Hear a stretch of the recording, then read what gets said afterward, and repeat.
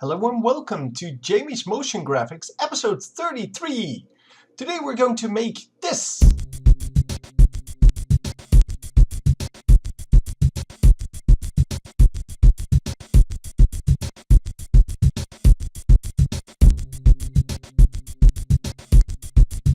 All of this has been made in After Effects and all of this has been made from scratch. You want to know how? Keep watching and I will explain step by step how I made it. Okay, we are starting here in After Effects. We're going to start off, of course, with a new composition. And yeah, it's going to be 1280, 720, 30 frames per second. And I'm going to just make it long enough so I can actually make whatever I want. Because I'm currently not really sure what I want to get out of this. I do know that it has to be kind of similar to what we had before with the squares.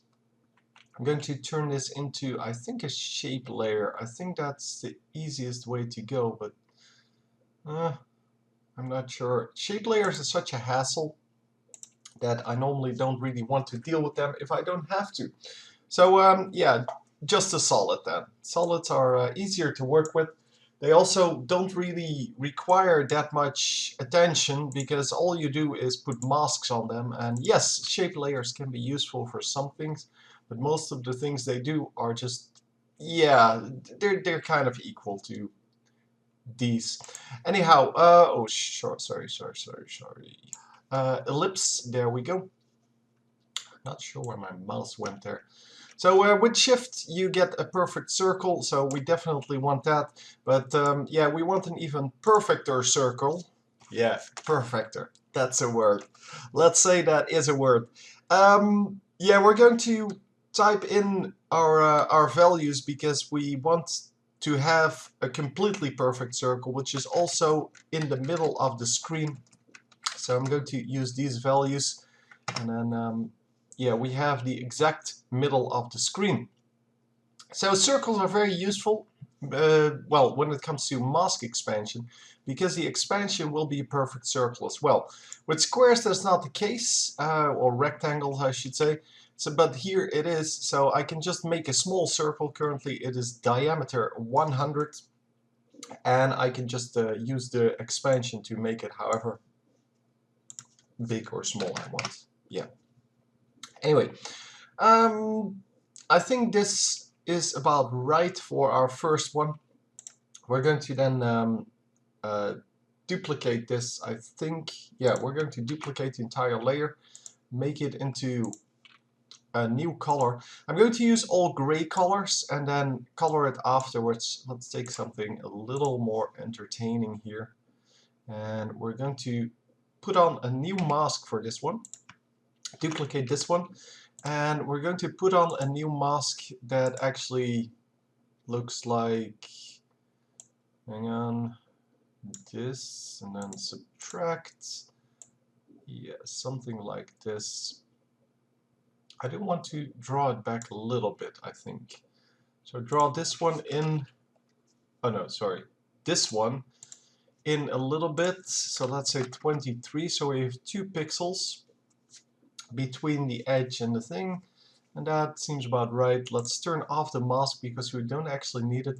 This is a little bit too thick for what I had in mind, which means that we need to go a little bit more, like 19.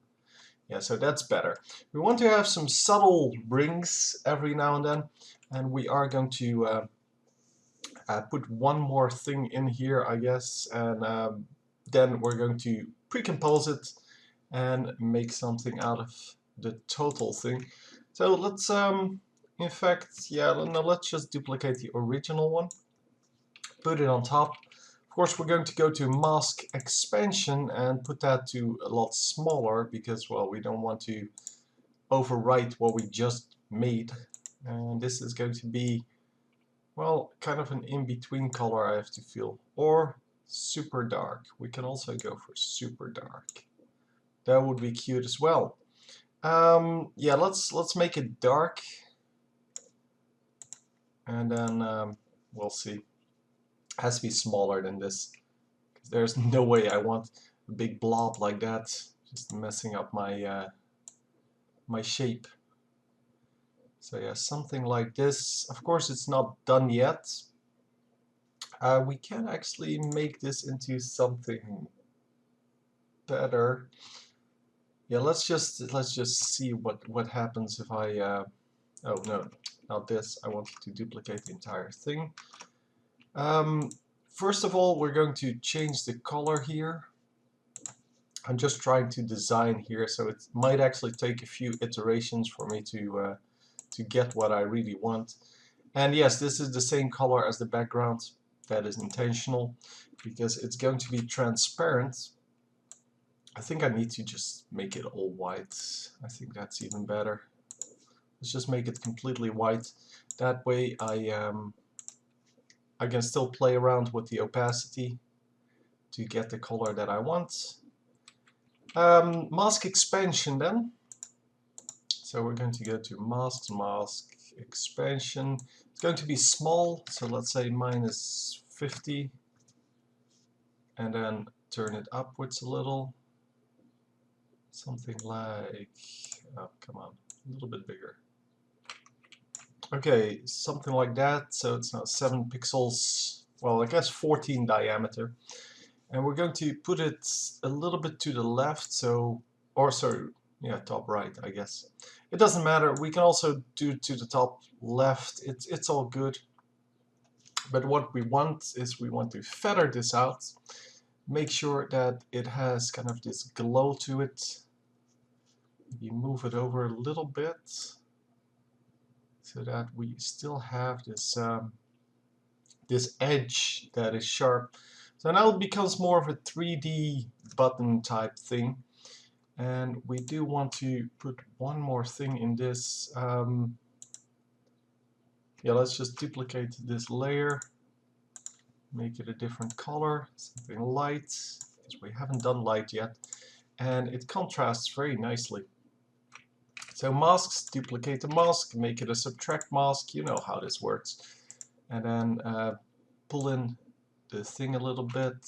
Yeah, it's going to be very small, so we're going to make it up till here, and then put the other expansion up till here. So it's just a little ring, just to give it a little more detail. Detail is all that matters in these animations. It's not about whether you can make something fancy straight off. It's just making layer upon layer upon layer. By the way, we can also do this. I think I need to feather this one if I want this. Yeah. We can do this. If I don't feather it too much, we actually get a really nice effect here. And then I have to feather the other one a little bit, like 3 pixels, because otherwise it looks weird. But now you get this kind of 3D look on this as well. And if you make this color a little bit darker, you get a better contrast and therefore you get a better result. So let's make it completely black and we will see the difference. There you go. You can feather it out a little bit more because of that, and thereby creating more of a visual attractiveness. And this is how we're going to do it. We're going to not do the well, the sharp shapes that we did with the rectangles, because that would be boring to do the same thing over and over. What we want is we want to have something that actually, well, is just cool to see, but is different from what we've already made. Let's feather this out a little bit too. You can see how that works. It becomes a completely different object if you just feather it out even a few pixels, like 2 pixels.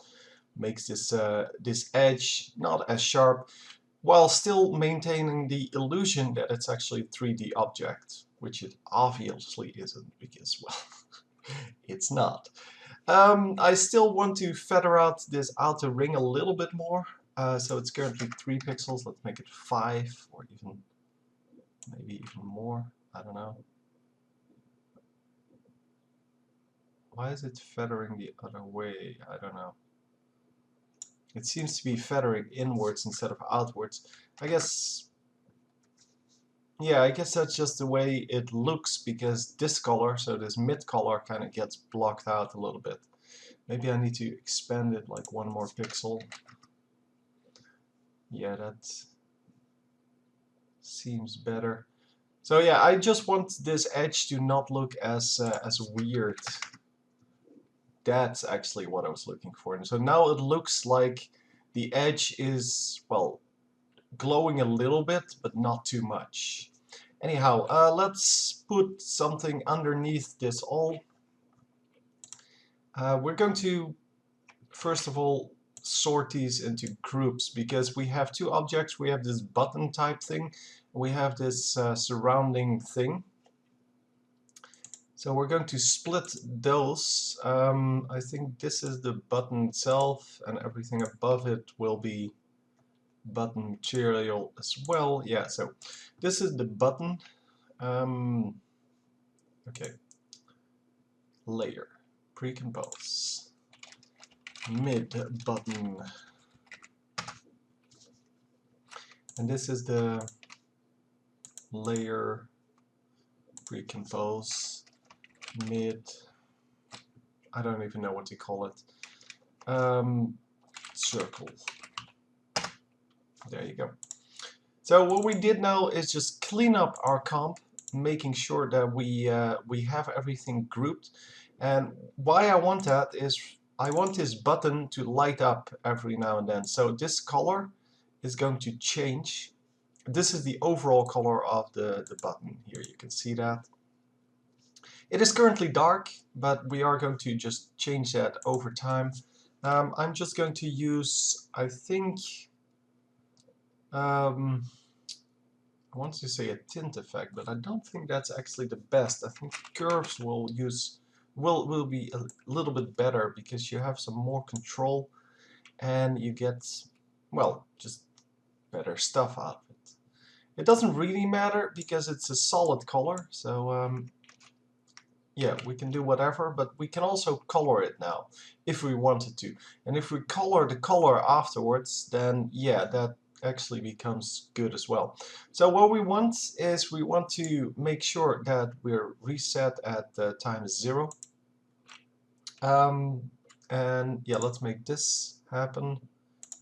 Set U and then zoom in on our time bar because, well, this is not going to be like one of those super long ones, long animations. It's going to be short and simple, like the rectangle one or the square one. And we're going to do something every second, which means that every second this button has to light up for a little bit. So between here and there, this one, that's why I made this. This one has to be the normal one as well. This one's going to light up. So let's say we have, or we start here at 15. Then at 17 we're lit up. I don't know why I did that, but I don't want you. I want this. Yeah, come on. Stop being stupid. Yeah, there we go. I don't know why it keeps doing that, but it keeps doing that. So I want it to be light at this point. And this is the color when it's lit up. Then 2 frames later, no, I guess we can just tune it down over the entire time then. So we really want to have a sharp light up. And then we'll see afterwards. Maybe I can even do it like this. That's a little bit too light, I have to feel. Yeah, that's definitely too light. Yeah, this would be good enough. So let's see what this looks like in the overall composition. Yeah, it becomes almost the same color as the underlying color, which is actually not bad. We may actually be able, to do screen here. And then it lights up even lighter, which means that, yeah, we get a completely different color in the end result. I don't like it because I like this dark color. So it just lights up and then goes down again. It will be very short, so the fact that it almost blends in with the background will not really be noticeable.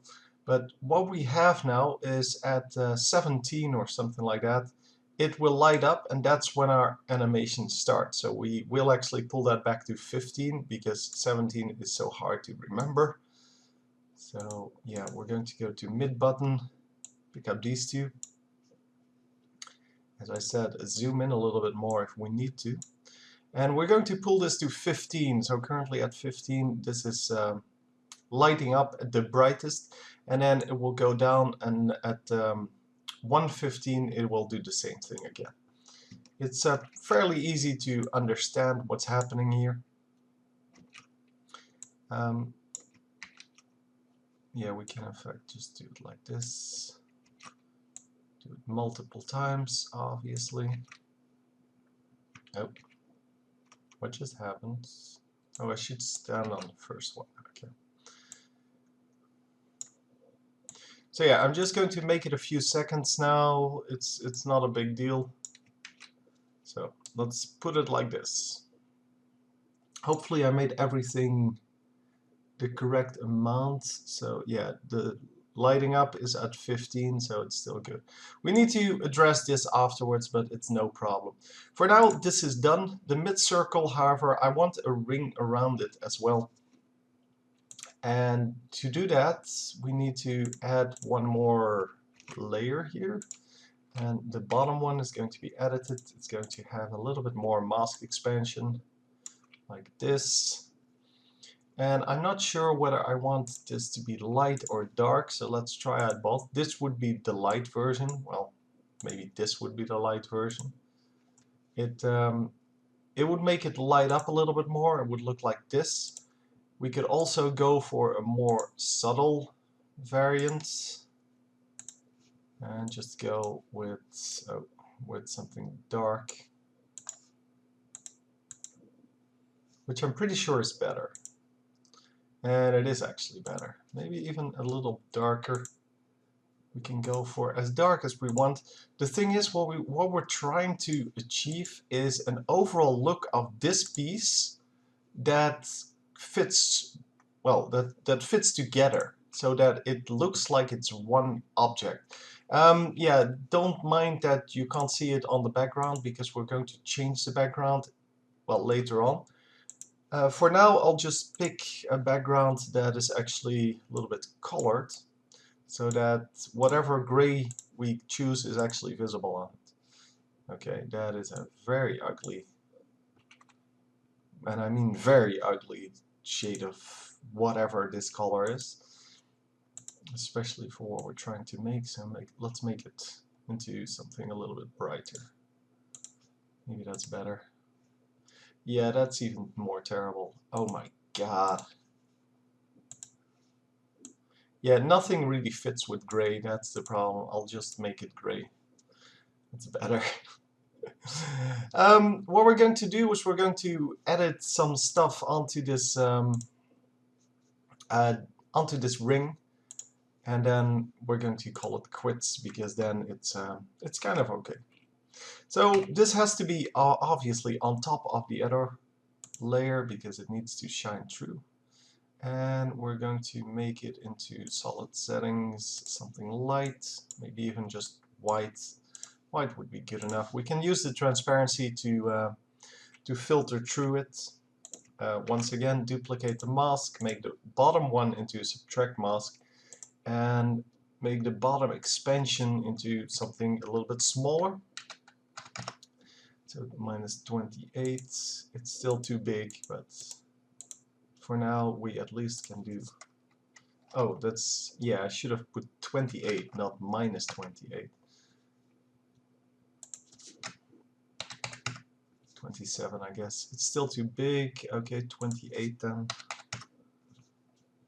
That's I guess good enough. So now with the transparency as well as the feather, we can make it a little less sharp. We're going to feather 3 pixels on the inside, 1 pixel on the outside, just to make sure that that edge isn't as sharp as we have it now. And this has to be 28,5, making it a little bit more subtle. And as you can see, it now turns into what appears to be a real 3D object.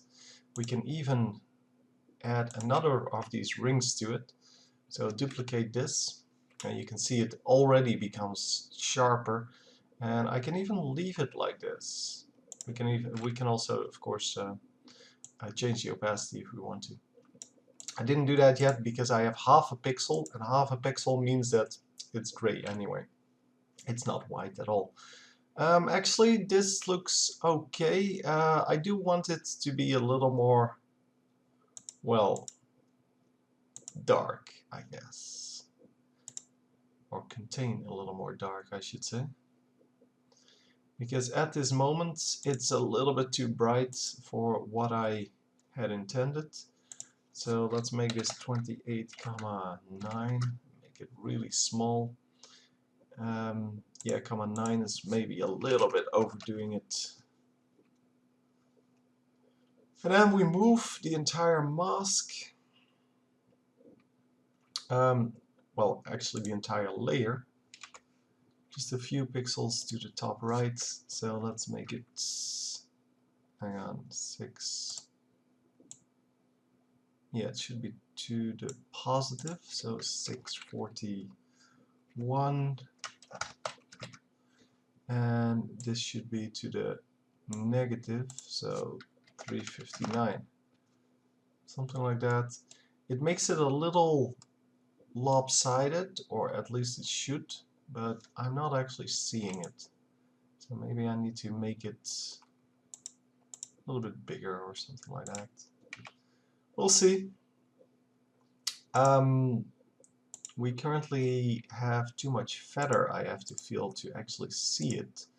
So if we make this into 0, there you can actually see the ring, and it's not actually sharp enough to be seen. That's the main problem. Yeah, let's just delete this. It's not going to be what I hoped it would be. And now we have at least this little ridge between it, and yeah, it still looks good. So the overall thing now looks like this. Yeah, ignore the background, and otherwise, well, if you can't ignore the background, I mean, then yeah, we'll see if we can show it in some other way. Of course, it looks better on a black background for now, because, well, it's all light colors. But yeah, let's from this, let's make something else. Currently, this gray solid is the background, so let's rename it as such, so that I don't accidentally put it into something. And let's make a new layer. So new solid. It's going to be dark. And it's going to be activated on the first one, but I'm first going to design the entire thing, and then we're going to design movements. So exactly opposite from what I did with the other one. Let's start somewhere in the middle. Shift makes it perfect. Control Shift makes it center on where you centered it, so you can see the, well, the overall look a little bit better. But I'm still going to type in the shape, because I think that's the way you should do it, because you want it to be perfect. Let's make it 300 bake, so that's 490 to 10, 790, 510. It's 300, which means that this one has to be underneath this one, by the way. So we're going to build from, yeah, middle downwards, because every new layer has to be on top of the old ones. But as I said, you can always adjust with this. We're not going to, I think this is fine. As long as they are in the middle, you can actually just make one circle and then just copy that for every single layer, as long as you want them in the middle. It's fine. Anyhow, what are we going to do with this? We're going to make it as dark as, well, maybe a little less darkness would be good, because it's a really high contrast between this and the last one.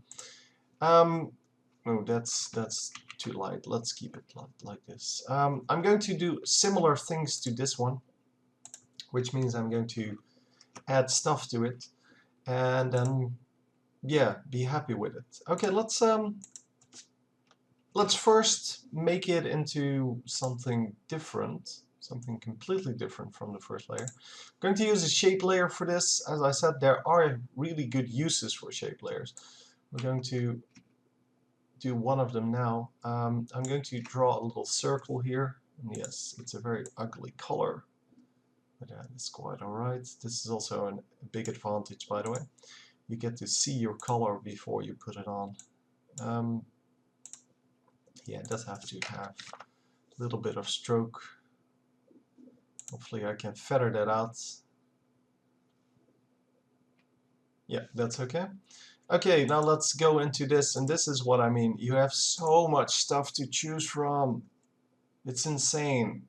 Anyhow, it seems that we can't feather the stroke, so even though we have all this crap going on, we can't feather it, which is one of the main advantages of having a stroke to begin with. But yeah, well, I guess that's fine. We're going to make it 40, and we're going to put it in the exact spot where we want it. Okay, so we know that this is 130 now. So this, and we're just going to try to figure out what the other one is, and then we put it in between, in the middle of that. So this seems to be about 100, actually 101. So that means that it needs to be at the average of that, which becomes, well, 101 plus 130 divided by 2. 115.5, with a minus, of course. Okay, we're doing this. The anchor point is exactly in the middle. So what we can do now is we can go to add repeater. And of course we need to edit this repeater. We're going to make 8 copies. We're going to set the rotation of the copies. Oh, that's not the right transform. We want the repeater transform. We're going to set the rotation of this thing to 360 divided by the number of copies. So yeah, if you're not sure how to do this, then I do have some other tutorials on that, but it should be fairly easy to understand what's going on here. We do want this to be 0, and we do want the repeater to have an anchor point in the middle, which it currently doesn't seem to have.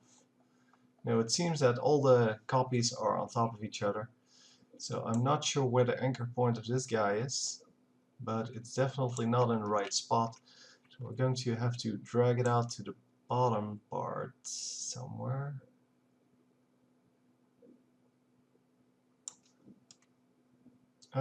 Yeah, not sure why it's at 115 currently, and that seems to be the right number.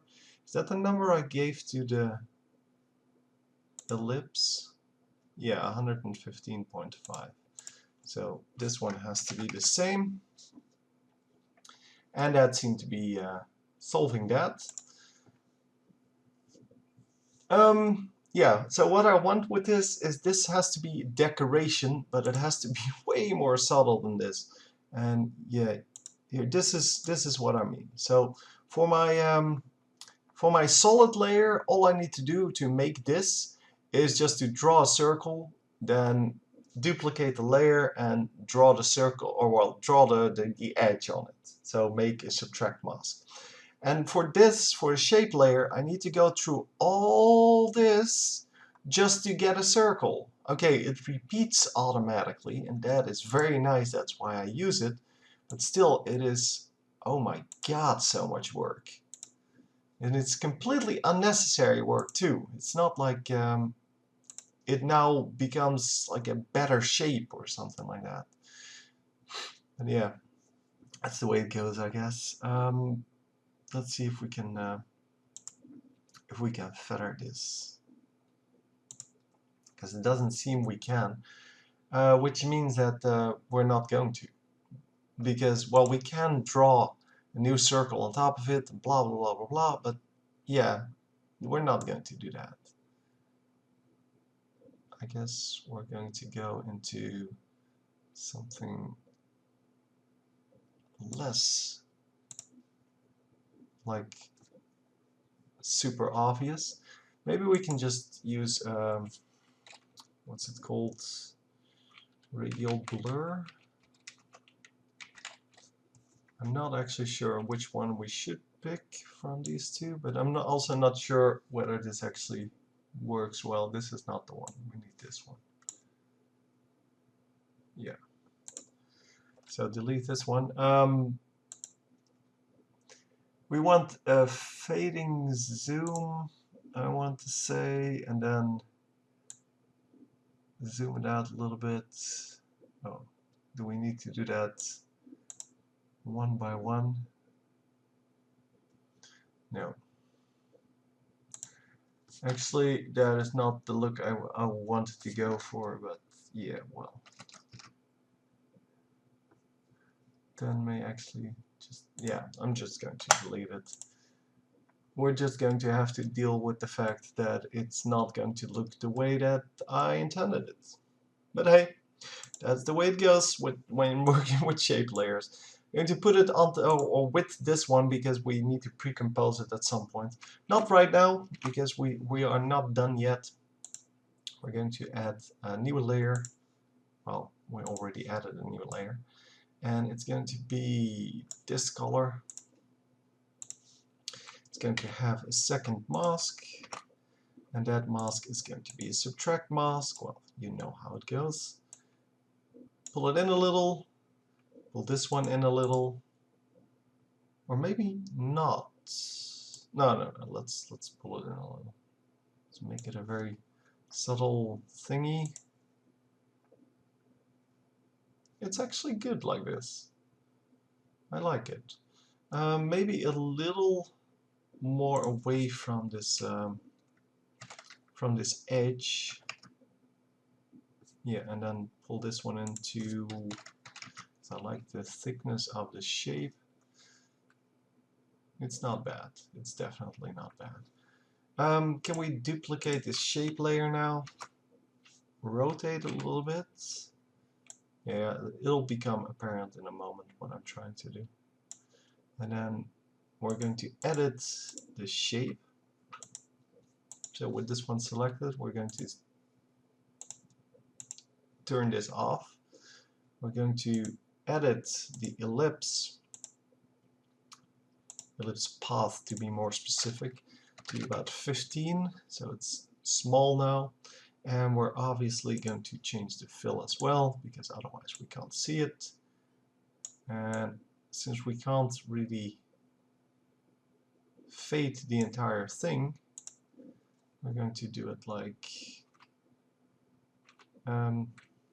this, I guess. So make it a little more, oh, hang on, just blur, fast blur.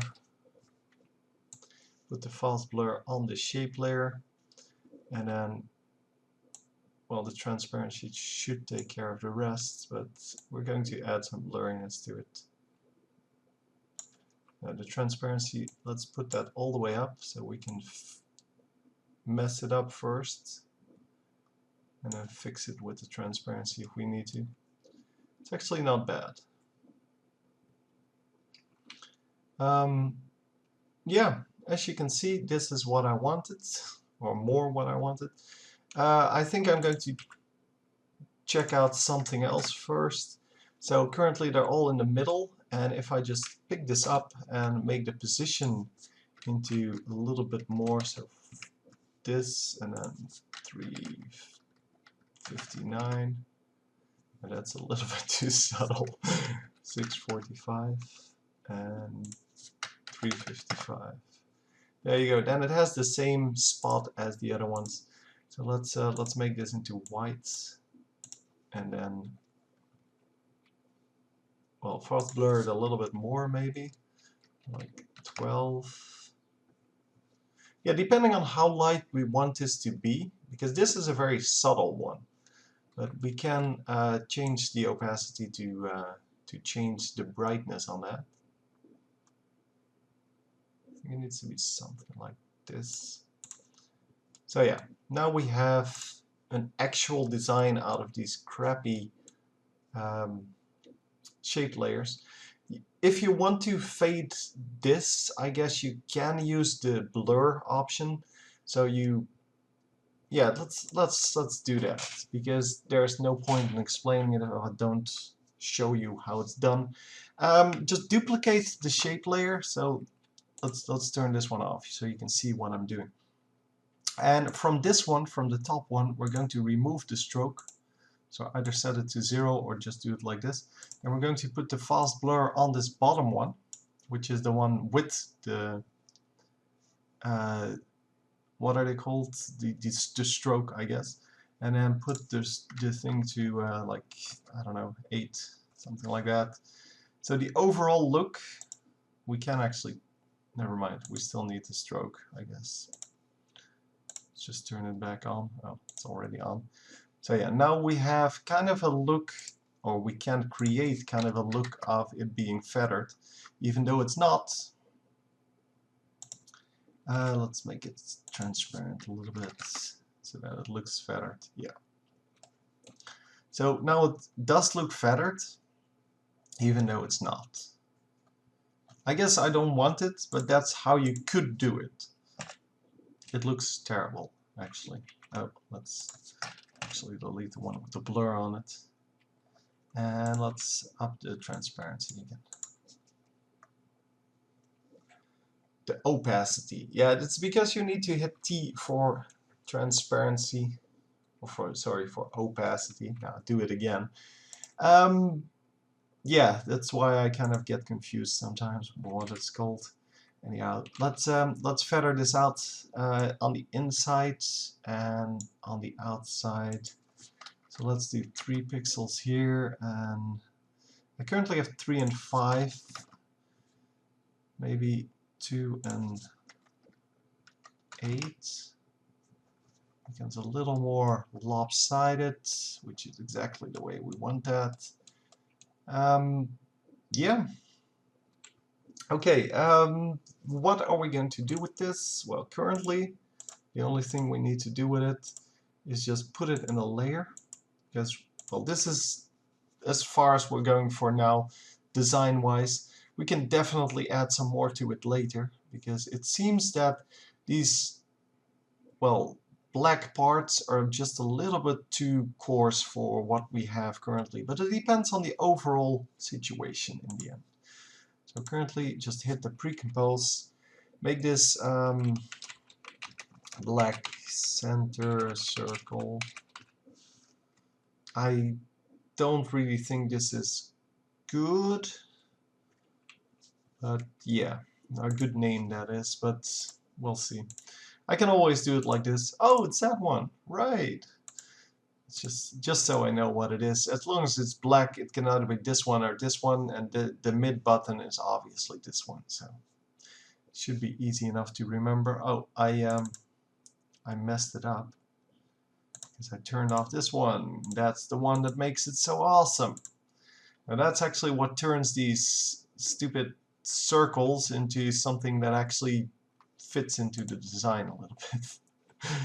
But yeah, that's the way it goes sometimes. Let's copy this one and copy it over here.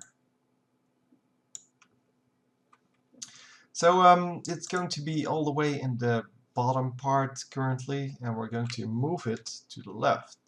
So just take your position, drag it to the left. It's actually quite a terrible one to copy, but yeah, just delete the subtract mask, and there you have it. Is there a feather on this? Yeah, there is. See, completely terrible to copy this one. We can do like a complete circle of these things, for example, whatever we're going to create. I don't think that's a good plan. I think the plan here is to make this into something that gets copied to the other side as well, then it comes out and has to be a little bit bigger.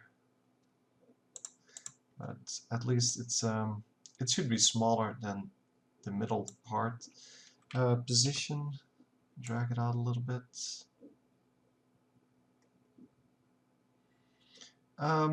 Yeah, okay, that looks good. So this one's going to come out, and then it's going to be, well, it's going to be a little more fancy than this, of course. It's going to come out, and then we're going to put some kind of animation on whatever things are on there. So we can light up the colors, we can do whatever we want. And that's exactly the point. We can do exactly what we want. So black solid is going to have to be turned into some kind of gray solid. Not too bright. So we want contrast, but not like, yeah, black and white. That would be terrible. Once again, just going to make some kind of double mask here. Subtract, and then drag both of them inwards. So this one is going to be, for example, 40, and this one is going to be 45, something like this. It's one of those rings again. I'm going to pull this in a little bit more, just to make something different out of it this time. We may actually just want something that is decorated, like with these spheres type things on the edge here. We want everything to be circles, so even the decorations have to have something to do with circles at least. And yeah, that can be in any kind of way, but yeah, it is kind of the thing that I set for myself, just like I sometimes work with color compositions. You have to stick to whatever the design concept is, and that's exactly what we're doing here. So new shape layer, we're going to make these little things again. Let's put it just on top of our solid here. Make a circle of some kind. Make the ellipse path to 22. There you go. And set all the transforms to, well, whatever is the transform of this bottom one. So I can't actually see currently, but this one, the position is 425. So this one has to be, oh, yeah. So we have to take this position, and that is the center actually. And then we have to add this position. What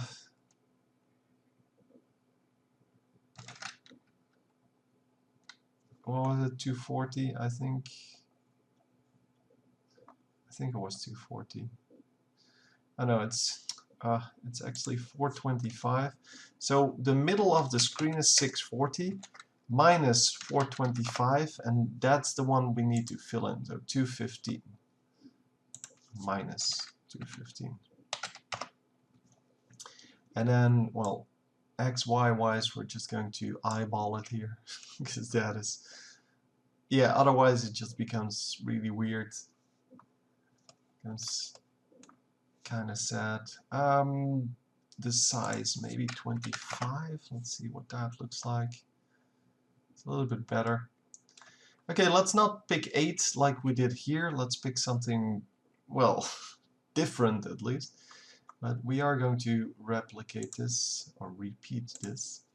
So repeater, the repeater is only going to copy this, this one object, just so you know. And we're going to take, well, something, I don't know yet. But once again, we are going to set this to 0, set the rotation to 360 divided by, and then we pick whip it to the copies. That way we don't have to do anything with it. Did I hit caps lock? Oh no, I'm making an, yeah. I'm making an expression, which means that it doesn't update until you're actually done. That's what happened there. So currently we have yeah, a number of copies, as you can see, way too many. Oh, divided by 0. Yeah, I can't do that, man. Just shut up. Yeah, the anchor point is once again not in the right spot, so we're going to have to make sure that it is by the transform of the repeater. we have to set the anchor point probably to minus 215 or whatever. No, it's 76. So let's put this to plus 76. There you go. And then it will be completely there again. So let's go. Let's make this happen. A lot of them would actually be cute as well. I don't know. We can also go for very few, something like that. Looks more like a, yeah, a weird shape, I guess. I'm not sure what I'm looking for. Definitely not like 3 or 4. At least 5. But it's probably between, yeah, well, 5 looks cool. And I guess something like this would look cool as well, but for a whole different reason. So let's see what we can do with 17. Does it look okay? Let's first of all change the color settings, because currently it's a little bit too bright. Maybe we need to maybe we just need to make them super dark. This seems cool. I'm not sure yet. We'll see. I could make these actually black. And then, of course, we're going to once again duplicate the ellipse, or duplicate the entire shape layer. Turn off the stroke. Put the color to white. Put the shape size to something small. Oh, come on. Like, I don't know. We had 15 when it was 40, so let's make it about, I don't know, 8. Seems about right. Hit the position to there and then to there.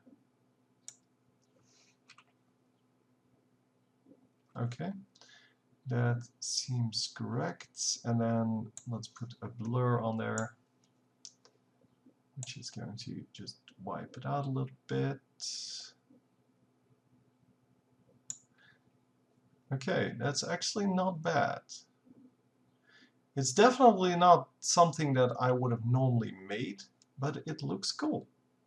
I have to say that. I'm going to make the stroke 1 though, just to make it less of an obvious circle thingy. But it looks cool. They really come out as being spheres or half spheres, which is exactly the look I was going for. So let's make this middle part into something, because, well, we do need to decorate everything about it. We could actually put these balls in the middle as well, but yeah, that would be lame, right? Yeah, we're going to duplicate this original one. No, let's duplicate a ring. It's easier to manage. Mask. Still wondering if there's some way to make this happen instantly, that I don't have to click everything 16 times, but I haven't found it yet. So let's make this into 0. Let's make this into minus 25, something like that. Then feather it out. Not too much, about 15 pixels. The outside is going to be 3 pixels. And turn off the thing. What's this going to be? Because currently it appears to be kind of a hole, which we could make out of it, of course, by just taking a new layer. I think this one needs to be feathered as well, if only by like 2 pixels on each side, because I don't want it to be that sharp. This actually looks a lot better. Maybe the inside still a little bit more, like 8 pixels. Yeah, so the sharp edges are just not something you want in a design normally. So even if you feather it for 1 pixel, it will already become a lot better. As you can see, this is a lot better than if we had this, because this is just such a, yeah, drawn on by a 2-year-old look. And yes, I'm aware that my designs aren't like super professional, but I'm trying to keep this to a minimum amount of time while still making something decent, where normally these designs take hours to make. By the way, these edges here, that's why I want to feather them out. They have that super sharp look as well. And that's just, it looks terrible, but it's the way it is currently. So anyhow, did I duplicate this? Not, well, not this one at least. Did I duplicate this? Yes, I did. So this one is going to be, we're going to go to solid settings, make it white. It's going to be my bright spot on this. So put a mask on there. So this is going to be, well, probably an additive mask. It's just as easy. No, an intersect mask, that's what it is.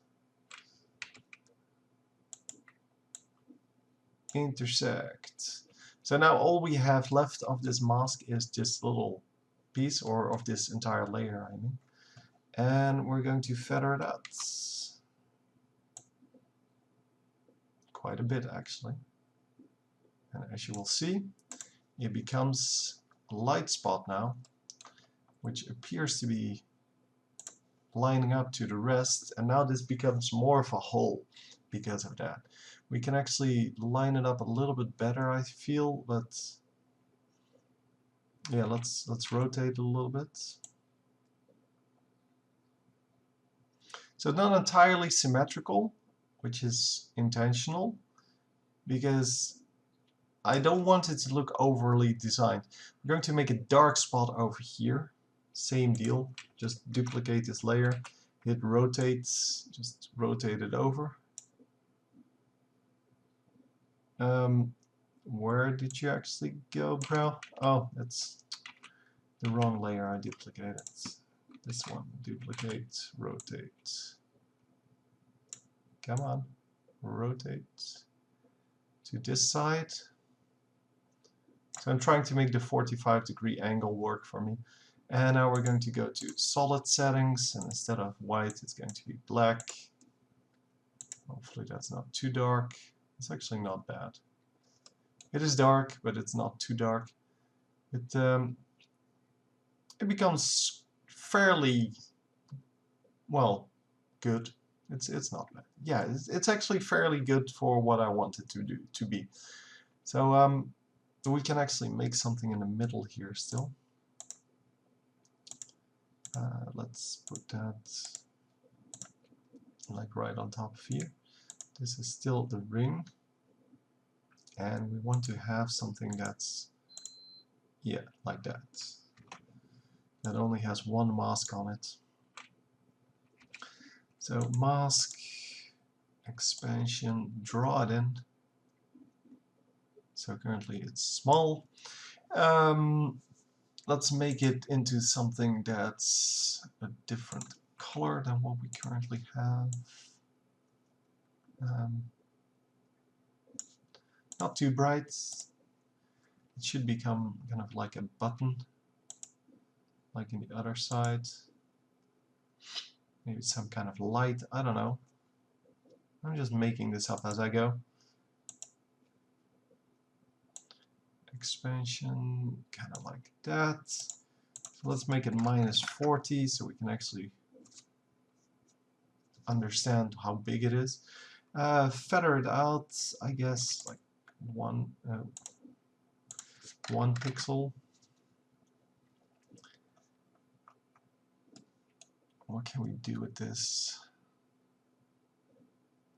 We can just give it the same look as these orbs. That would be decent, I guess. Let's duplicate it. Yeah, I'm just going to edit the bottom one because they're the same.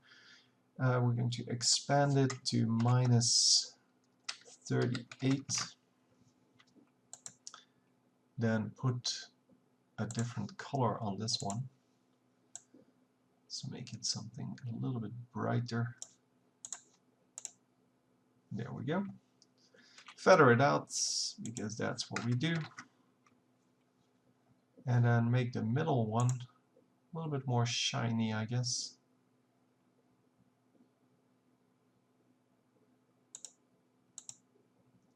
So yeah, these belong together now, and we're going to make one more of these light layers. So duplicate, no, not scale, mask,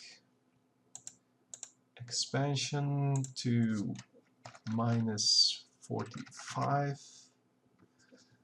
Then we go to solid settings, put it to white. I don't know how big the entire circle was. Okay, apparently bigger than this. So it's not going to be 45, it's going to be more like 48. It has to be small. Okay, that's maybe too small. 47. No, that's good. Feather it out. Feather was already there. Didn't need to do that. 2, maybe 3 pixels. Depending on what material you want things to be made of, you can, for example, choose 2, and then it's more of a metallic. Whereas if you want it to be plastic, you take like 5, and then it becomes more of a plastic. So let's make it some kind of metal, just to, well, kind of indicate that we might have more going on than just the same object over and over. And it actually may fit in. So yeah, it's a little bit too bright for my taste, which means that I'm going to throw down the transparency, keeping the same look, but just making the light source a little bit less.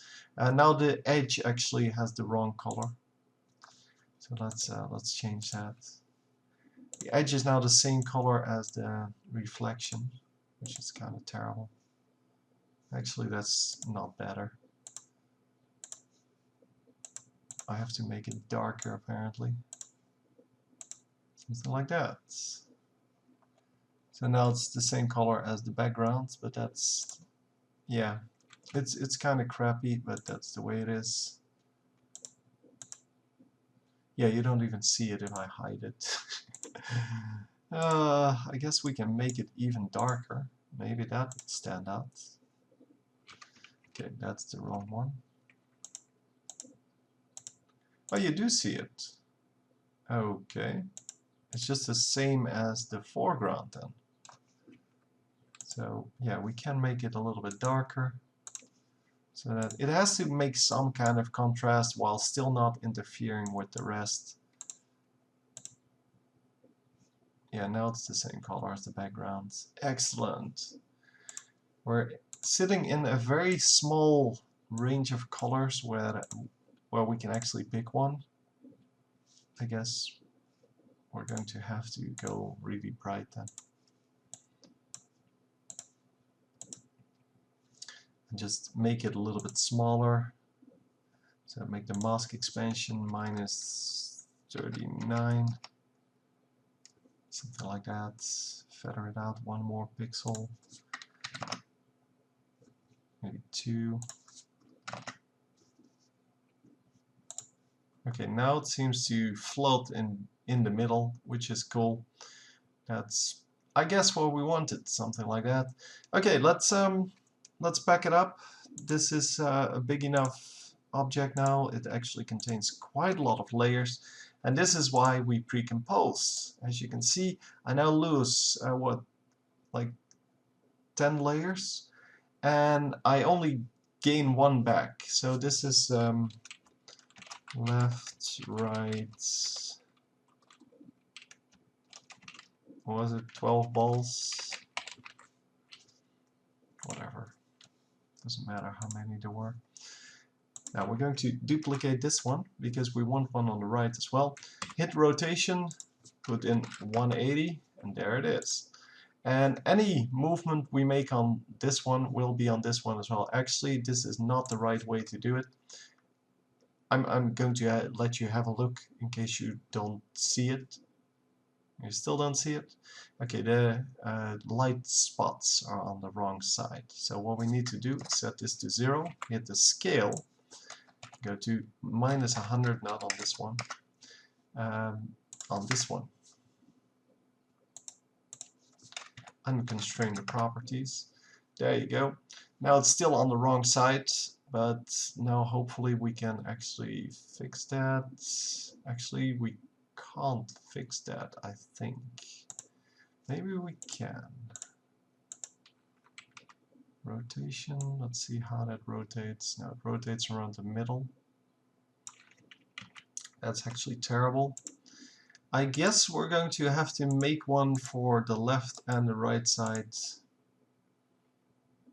Okay, so delete this one. And then rename this one left 12 volts. And now we're going to duplicate this. Just select it, Control D. And then we're going to rename it into right 12 volts. Open it by double clicking, and then all we need to do is change the layer that actually gives us the little spark there. So that's one of the white layers. That's also why I made them white. Actually, it might be another one because I only have 2 white layers. Oh, it's one of the shade layers, of course. So we're going to hit position on this.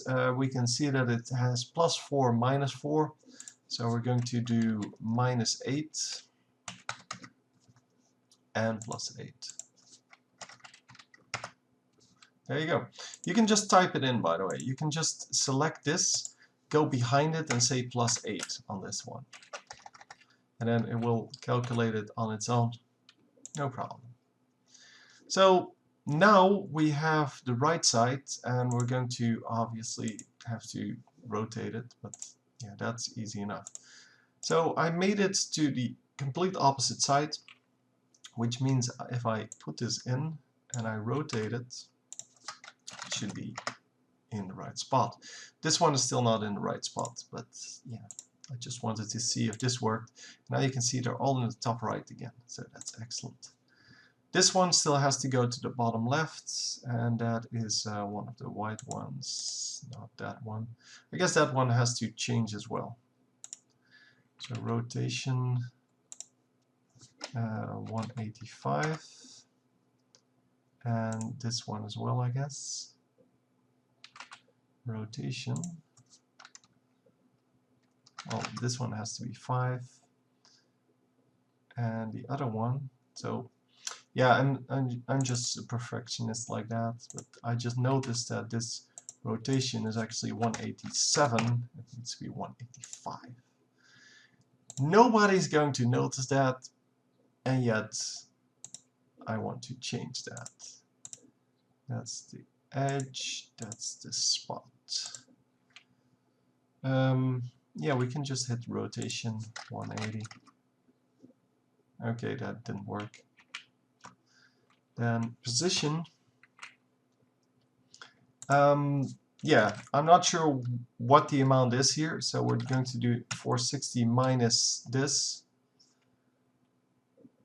and we're going to see it. So 31.8. Okay. So plus 480. No, that's not going to work. So I'm not sure how much this is. So we're going to just do it like this. I mean, who's gonna notice, right? And now in comp 1, it should actually be good. Excellent. So yeah, we have design now. These black things now look better because there's an overly designed, complicated thing next to it. So even though this as an object really didn't attract me, with these super busy bodies next to it, it actually looks fine. And we're going to design the next one. So what we want for our next one is to probably come in here somewhere and then copy that 4 times, and that would kind of make the shape a little bit like what we want. We want a similar shape as to the rectangles that we had, or the squares, I mean, which is, well, small here, or not too wide, and then going up, we want it as wide as possible here, and then, well, symmetrical on all sides, obviously. So we're going to just start off with one of those circles, I guess. Let's see if we can borrow one. I'm just hoping this is a good one. Yes, it is. And we're going to put it over here and drag it out to the side. It's way too big for now. I want the midpoint to be right about there. Hit the M. Yeah, we don't want it to be super big for the simple reason that we don't want to fill up the screen in 2 seconds. We want to have some time. So make sure that this actually is not occupied by that. So make sure it's small enough. And if you want to make sure, just put it up top and you can see where it is. So you can expand it if you want to. And you can still see that it doesn't reach that corner. You might get into trouble otherwise. Well, it's not big trouble, like you can easily fix it. But why bother if you don't have to? So yeah, only a small amount is going to be visible from this one. We can of course drag it out to make more of it visible. I don't think that's actually good. I think for now this is better, and we can always drag it out afterwards if we like. Yeah, it's maybe a little bit not enough. It should be a little bit more. I don't know. For now, this is fine. Yeah, we're going to keep it dark, I think. Yeah, because this one turned out to be lighter than I thought it would be. Actually, it needs to be a different color. So maybe a little darker, a little lighter, but at least a different color. This is better, just to make sure that we can still see this edge here and this edge here. So now it's fine. Okay, we're going to duplicate this. Hit M, duplicate the mask, make it into a subtract mask. You know the deal. Then change the color to something light. And I'm going for heavy contrast here, just because, well, I haven't done that yet in well, in this. I guess here there's pretty deep contrast as well, but yeah, we'll see how that all comes together. For now, we're just going to make this into something like this, and then draw this out into here. Maybe make multiples. Well, this has to be bigger. Something like that, yeah. So a very small ring. Maybe make multiple rings, but it seems that I now am stuck with the theme of having smaller circles in my bigger circles. And yeah, that's fine. By the way, these seem to have to move in a little bit, although I do like the way it is currently, so yeah. Actually, I said 12 circles, but I think it's 17. I just remembered 17. I think it's 17. So let's make this 10 pixels. Let's make this 2 pixels. So that we kind of get this edge here. Maybe get a second layer of these in here. So duplicate that one. Obviously change the color to something a little bit lighter. Not that light, more like that.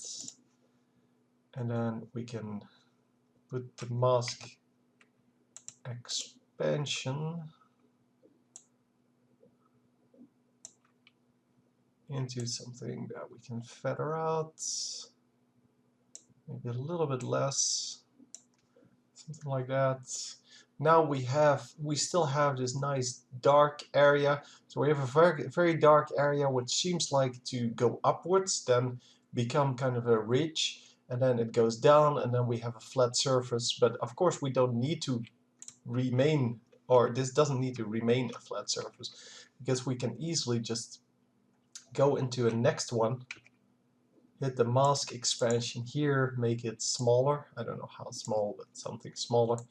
Then go to the solid settings, make it a different color, maybe a little bit lighter, and then feather it out. So we can make a secondary ridge, which actually wouldn't be bad. So yeah, let's just do that. Let's just duplicate this one. Obviously we need to draw in the expansion a little bit. Well, for both of them. Let's do the inner one first, and then the outer one can match up with where we kind of are over here. So making a ridge, not really that hard. We're going to have to switch colors on this a little bit, I have to feel, but we'll see how it actually looks after we do, before we make a decision. So solid settings, let's change that into something a little bit darker. Yeah, that's not dark enough.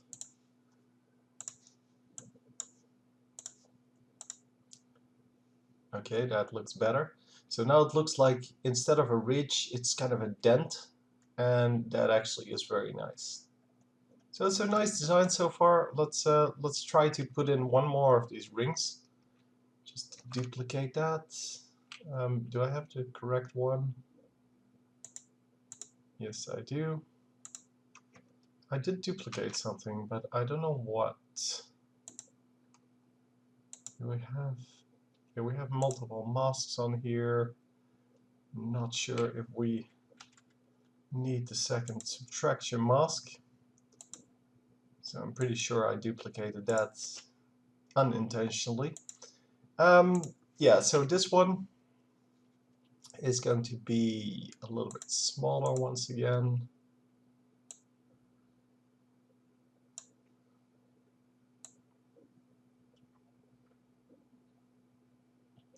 And it's going to be light. Maybe we need to change this background color. It's a little bit too light at the moment, so let's turn down the opacity a little bit. Get back to the masks.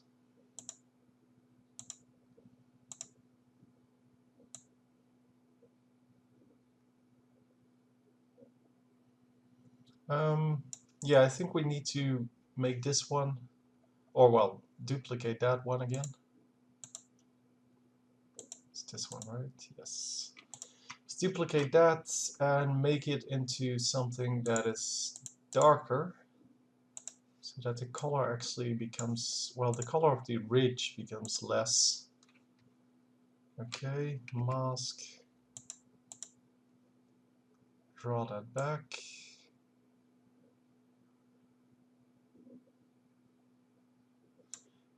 Actually, let's set the feather to 0. So we don't really need the feather at this very moment. We're going to just put it in the middle of this ridge, and then we're going to feather it like 5 pixels, something like that. And it becomes less of a problematic thing. I think we need one of those ridges, like this one, but then in black. Actually, it's better if I turn this one black. Keep the other one available. So make it dark. Put it underneath the white one. And there we go. So now what we want to do is we want this to look, so we want this one to make this this white one look a little bit better, a little bit more like this. I think I need to just make it smaller, but we'll see. And transparency, yeah, that's my problem. So currently all of the opacities were turned down because it was just a little bit too bright. I think it's just because these masks are too far apart, so I need to draw them in a little bit, something like that, and then we can expand this one outwards.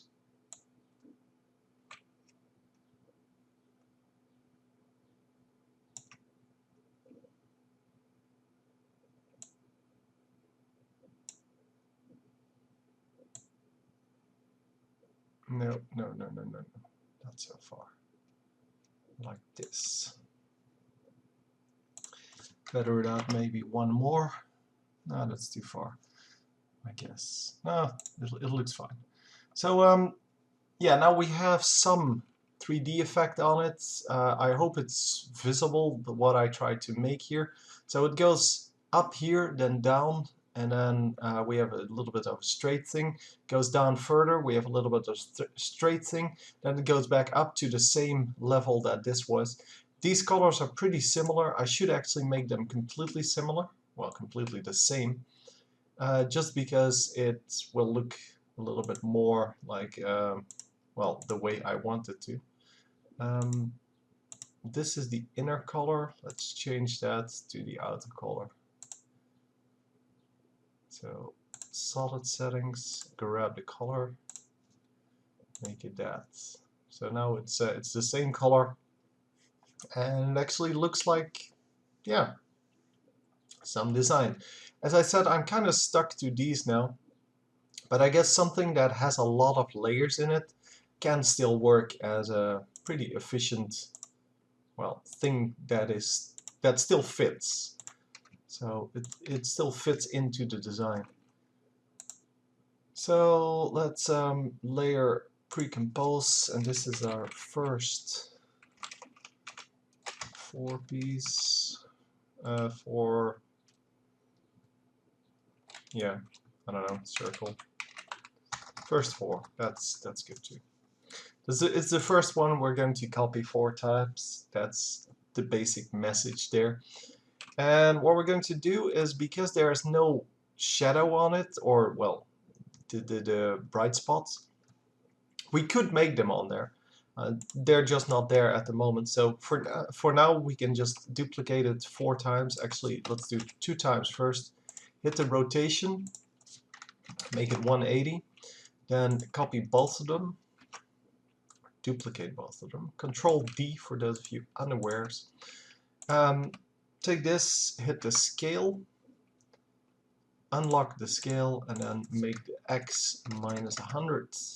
And there you are, 4. So yeah, it's pretty easy. And this should be fine. So if you now edit one of them, so if you edit the original one, then it will change, yeah, all of them. But also if you animate one of them, then it will animate all of them. So that's pretty awesome. So let's make something up top here that's big and that gets copied to the bottom. It seems the way to go. So we're going to just start off with, well, another layer like this one. There you go. Move it over here. It can actually be pretty big. Yeah, we're going to set the position in a moment. Position here, 640, and the Y position doesn't really matter too much. Let's make it 530. No, 540 then. Okay, whatever. But I want it to be a little bit bigger. Well, actually, no, I don't. I want this to match up as close as possible. And then let's see some mask expansion, because, well, now that we've lined it up, we should be able to pull this out a little bit. Let's put this all the way in the bottom.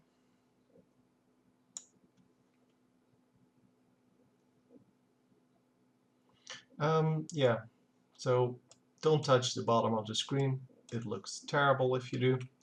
Plus you can't come back from that. You can't use the design anymore in smaller versions.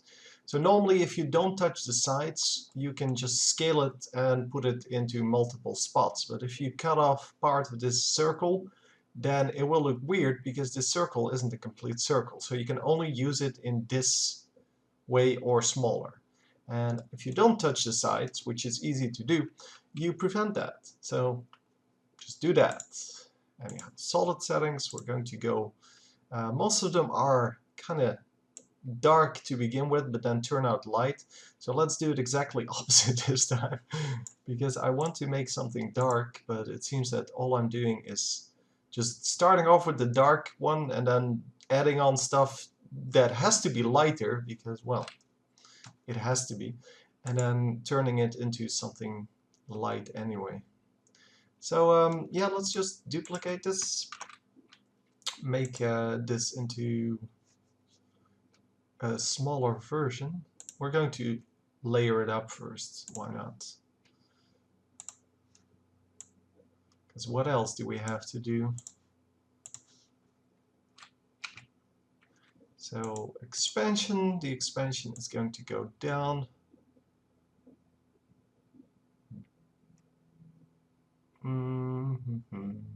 Not actually sure. Something like that seems to be fine. Then let's do it again. Make it even darker. Maybe expansion go, and I'm just doing random stuff here. I don't have a preset thing that I want to make. Would actually be good if it was a different size. Just seeing whether I should do it like this or like this. I think like this, and then I'm duplicating this again. Solid settings. Because if you're measuring it, then it's fine to make it the other way. So to make it these layers exactly the same. But I'm not measuring, I'm just doing it by my feeling. And it's better to intentionally make it different sizes than to be off by a few pixels, because it can look really terrible then. Okay, something like this actually looks okay. Maybe a little bit more even. I don't know. Yeah, it seems okay. So now we can add some rings to it. So now that we've done these, we can actually close them. And you can see I already have 4 layers now. So this is going to be a bigger design, I guess. It's also a bigger part of the overall thing because, well, you can see that it's quite big and a lot of it is actually showing. Second one is going to be a subtract mask once again. And how is this affecting the background color exactly?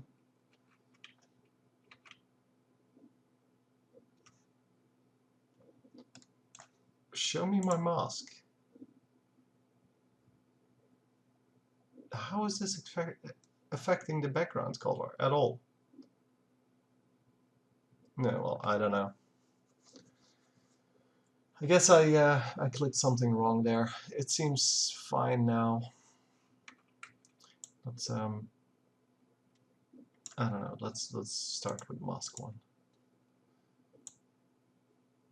Okay, and then mask 2 should be something like this. Yeah, of course we need to change colors first, so we don't confuse them.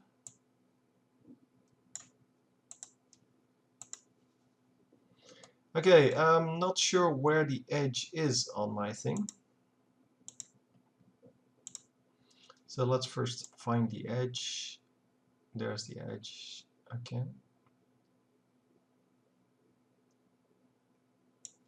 Something like this, and then we can draw in the inner mask. So the subtract mask to make that into something that's a little bit better.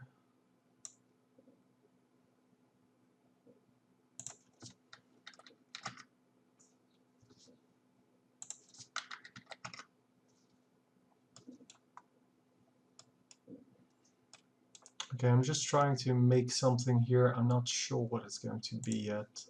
I think this needs to be darker. So I came from a dark color, which is kind of, yeah, stupid. It is a little bit very dark. but sure, we can work with that. I'm going to pull the expansion up actually. Well, not on this one. On this one. No, I guess on this one. Just put it up and then make the feather more.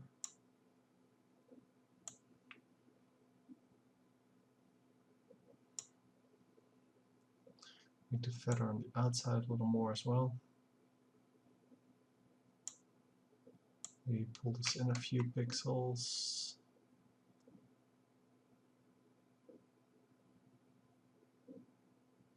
I don't know.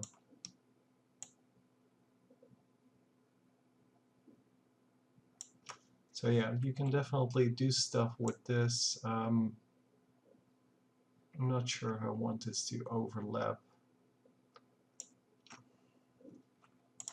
Okay, let's make a second subtract mask. So duplicate. And this is going to be non-feathered. So 0 feather. It's there to cut off, well, the feathering that I'm doing, because it can look terrible if we use a lighter background, because I'm also going to use drop shadow on the final result. And because of that, well, we can't really do anything with, well, these things overlapping the background. And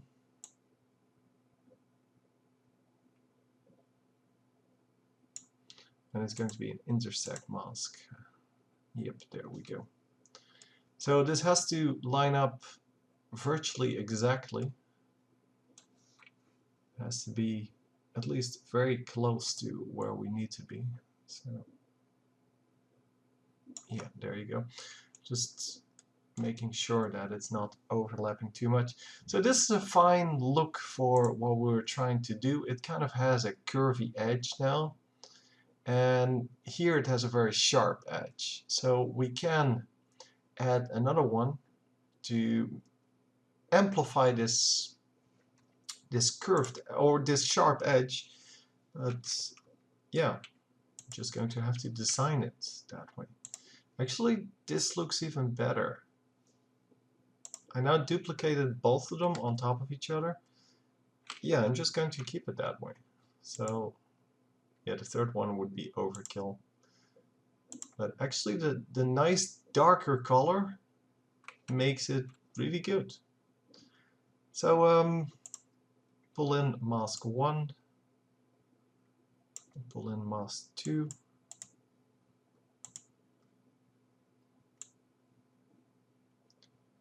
There we are. It's kind of terrible, but it'll do. You can see that even with very simple techniques you can make something that looks really just insanely good every now and then, because this looks like it's very complex. Like if this were a real object, it could look like this and it would be a very complex object immediately, except for this inner side, of course. I'm just talking about this. It's not what I wanted, but it works. I'm going to pull in this this feather a little bit. Well, actually completely. And then, well, actually no, not this one. The other one needs to be pulled in completely, because we wanted that sharp edge to be there. And then we're going to use the mask expansion to get to this edge.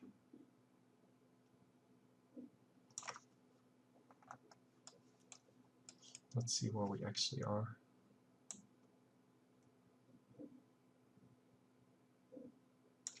It's close to it at least. And our feather is good at 0. Maybe you can make that 1. We want to make it a sharp edge, but not a sharp like crossover into the next color.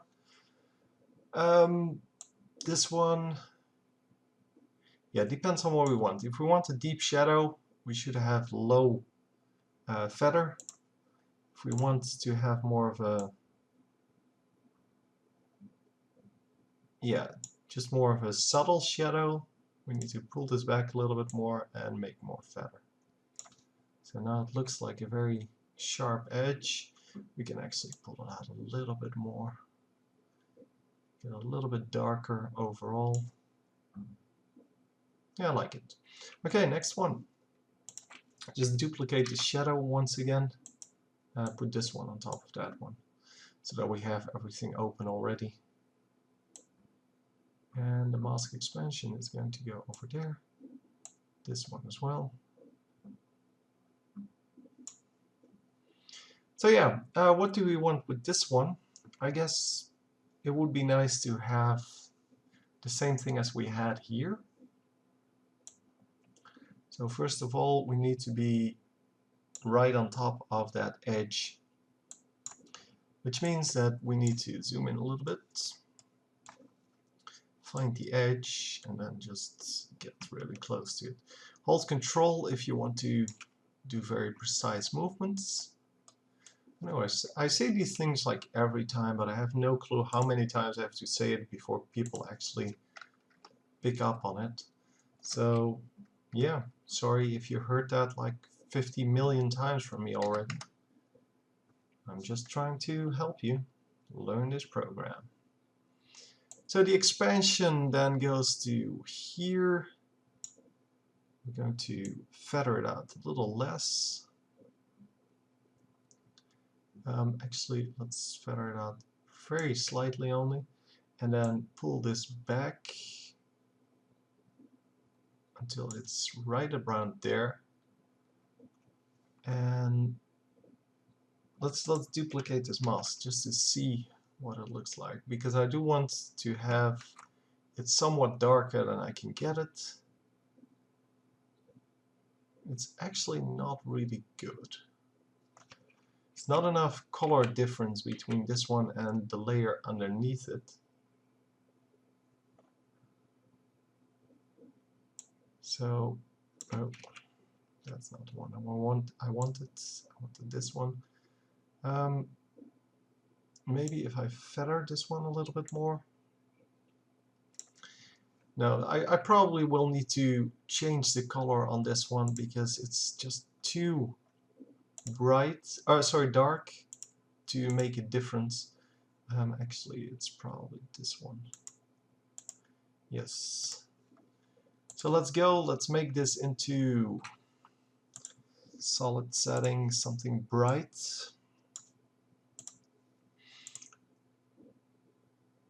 Here, and then you can immediately see that it becomes a different thing. Hang on. Let's pick the outer color or something like that. And go from there. So that's that light. Let's make it a little bit darker. Now it immediately fits way better. I don't know what this ring is, and I don't know if I like it. We'll see. Oh, it's this one. Okay. It's the one I'm working on, so it's not a big deal yet. It might actually just be the feathering. Oh, it may also be mask 3. Because we can actually delete mask 3 on anything that's not the outer layer.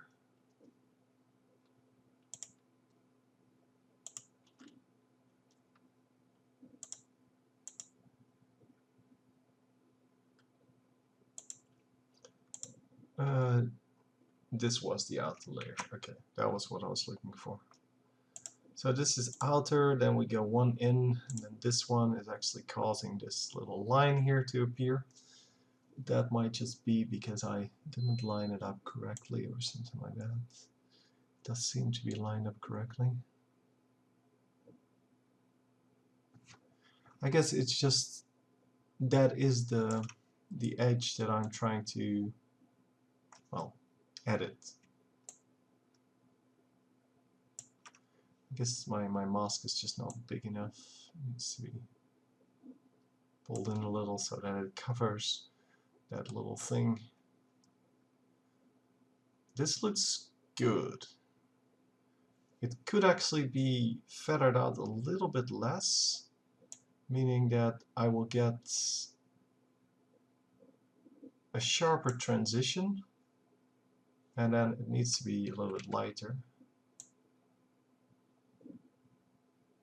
Actually, let's not do that. Let's make the masks a little bit smaller. Mask. This is such a hassle.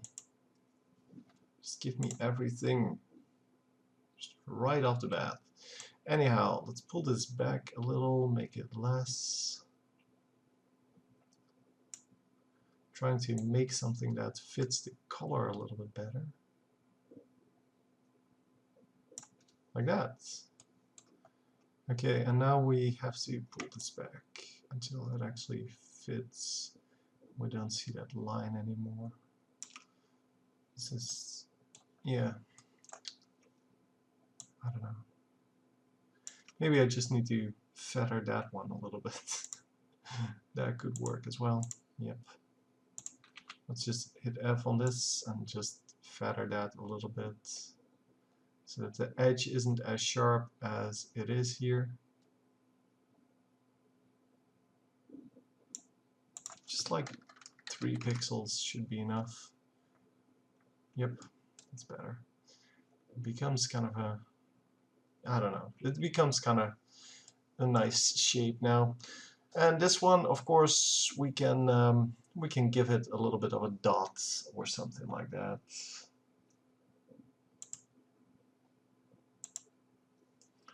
Let's see where we are. So currently this last one is this one. If we duplicate this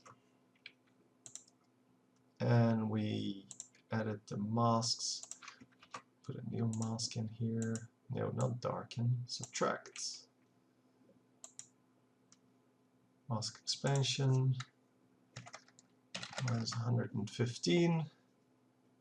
Change the solid settings to something a little bit lighter. Actually quite a bit lighter.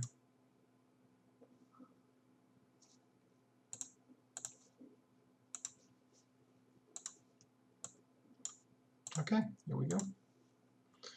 That's better. Feather it out. Both sides. 3 is a little bit too much. Just 1 pixel. Yeah. The expansion maybe. No, let's. I don't even know. Let's feather out this one as well, or pull. No, let's pull this one in. That's better. The mask expansion on this is going to be a little bit less, like that, and on this one as well. No, on this one the feather just needs to be more. No. I'm not sure what I want to achieve here. If we feather it out more, it looks like this, which is terrible. And if we feather it nothing at all, or well, very small amount, it just becomes this very bright ring. Not sure if that's what I want. For now, however, let's keep it this way. Let's just duplicate the solid again. Make it into something white. Solid settings, white. Make the mask expansion just way smaller, way smaller. Move it to there. Feather it out.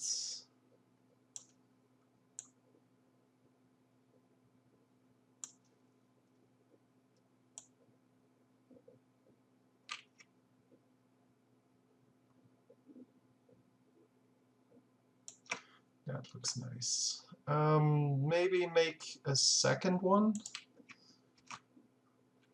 and feather that one out even more. Maybe like that.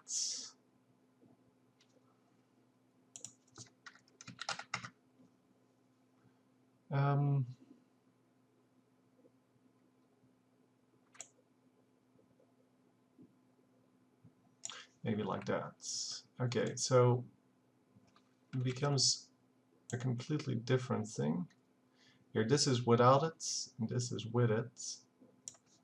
So it becomes a completely different kind of reflection. So it becomes a different material. You can see the difference between like this one and then this one. They're all slightly different, and that is really cool.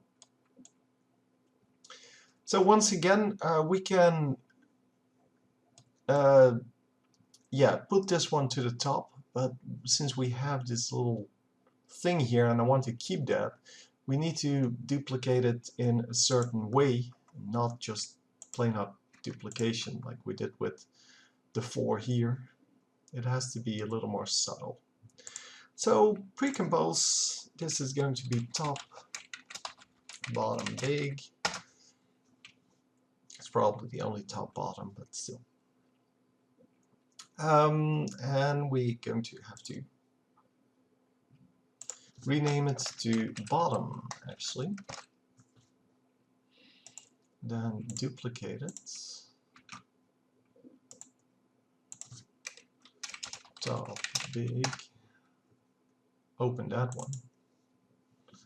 And put the shadow, or this one, the reflection, to the other side.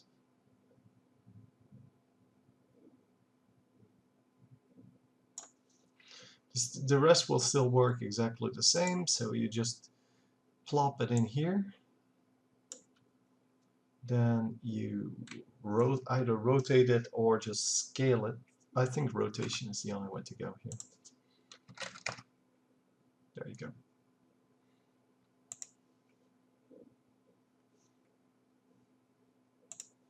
So actually it needs to be a little bit less on the edge, I think. It's to be a little bit more to the side, actually. That's what's wrong with it.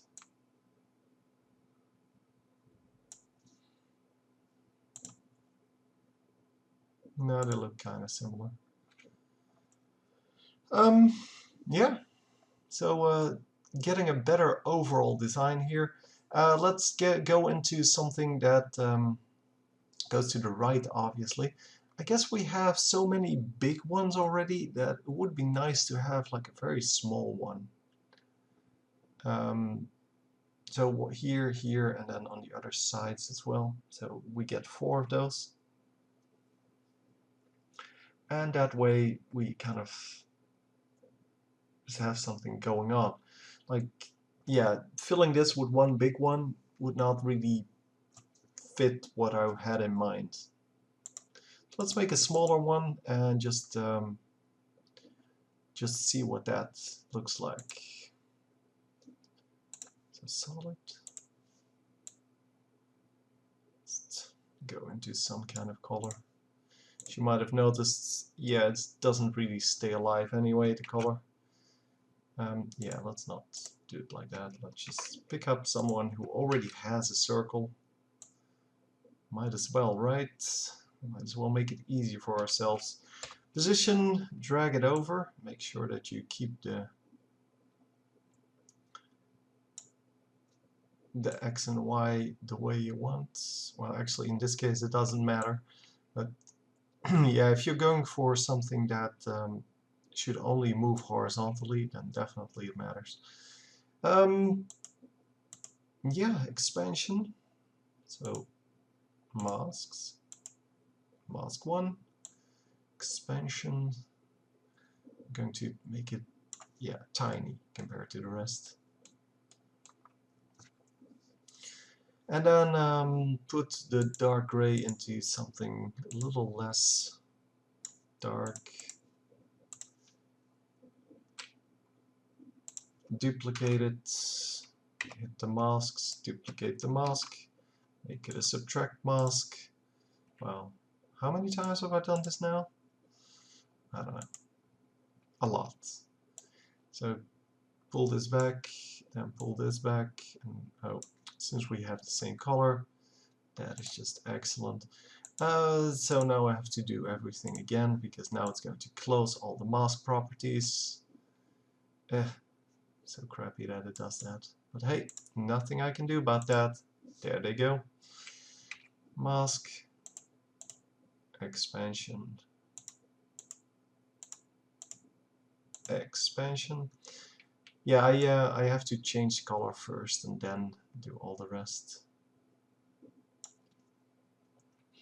I'm just going to make this into something that is kind of like this, like very easy to understand.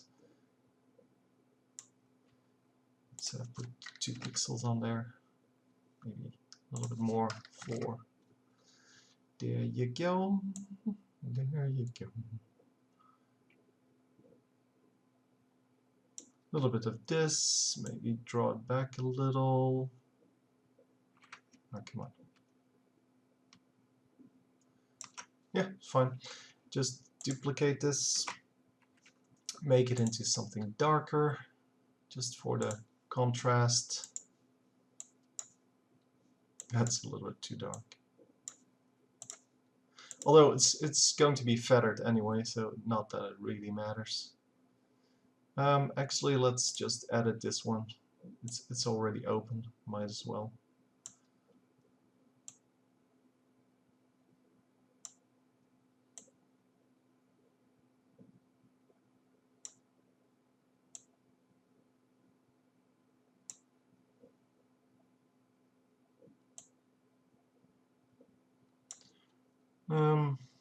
Not sure that was a good plan.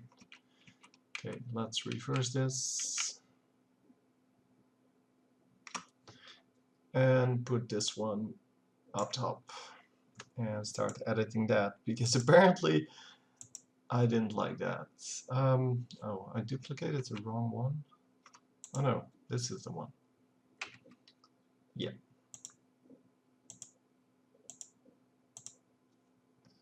So expansion minus. Where's this guy?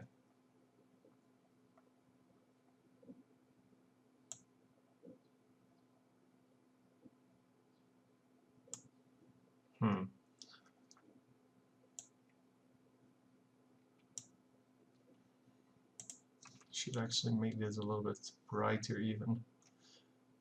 I mean, I don't know what the background is going to be or what color I'm going to use,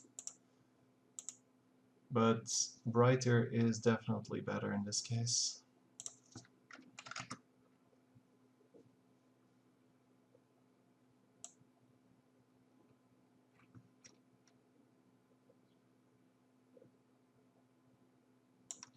Yeah, that's way better. It becomes more of a 3D type object this way. Actually, I like it the way it is currently, so we can try to add one more. But I already like it, so even if that doesn't really result in anything, still have a good design here. Duplicate the lighter one. Hit the masks. And then hit the expansion to, well, something small. And then something this. Maybe this outwards a little bit. Feather it out less. Feather out this one less.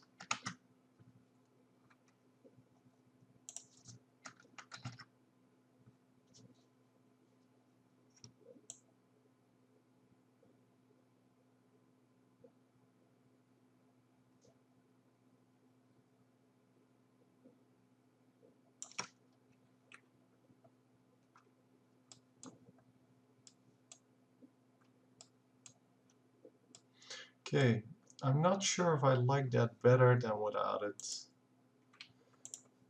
It becomes more of a complicated object, which makes it fit a little bit better. But I'm not sure if I like it better than the old one. Maybe if I turn this one a little bit darker, even darker.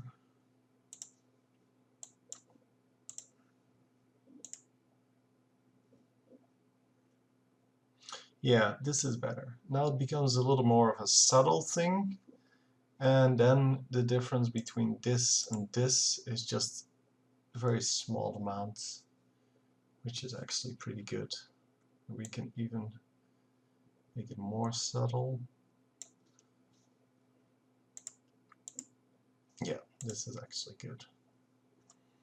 Okay, because these all have such sharp things, it's kind of nice to have something in the background that doesn't take up all the attention and is still a good object. I'm not sure if I like that it has no sharp edges because, well, all of the other ones have like sharp edges, or at least well-defined edges, and this one really doesn't have that. But we can always edit them later, and if I don't like it, then that's cool. So second 4. And we're going to duplicate that. Rotate 180. Duplicate both of them. And hit the S for scale. Turn off these things. Put the X scale to -100. And there you go. Same deal. So yeah, they're just a filler thing between the two big circles, this one and the one that's going to appear here somewhere, or maybe over here. I don't know. Let's try that first. Seems like a good way to go. So this one is going to be copy pasted in here, and then of course I want that to be all the way in the bottom. So even though I made all of this well, this work to make sure that I don't have too many things going on, I still have a lot of things going on. So I might want to pre-compose this entire stuff because I'm not going to fit anything in between them. I'm working from top to bottom, so don't really have anything to worry about in that regard. And yeah, it seems good to have less layers here. So I might actually pre-compose first 15. So yeah, this is just 1 to 15. Bye-bye. So we have 15 objects already on screen, and obviously that's going to clutter up our timeline here a little bit. So let's put it over here and then to the top or bottom, whatever. Doesn't matter. A little bit to the bottom.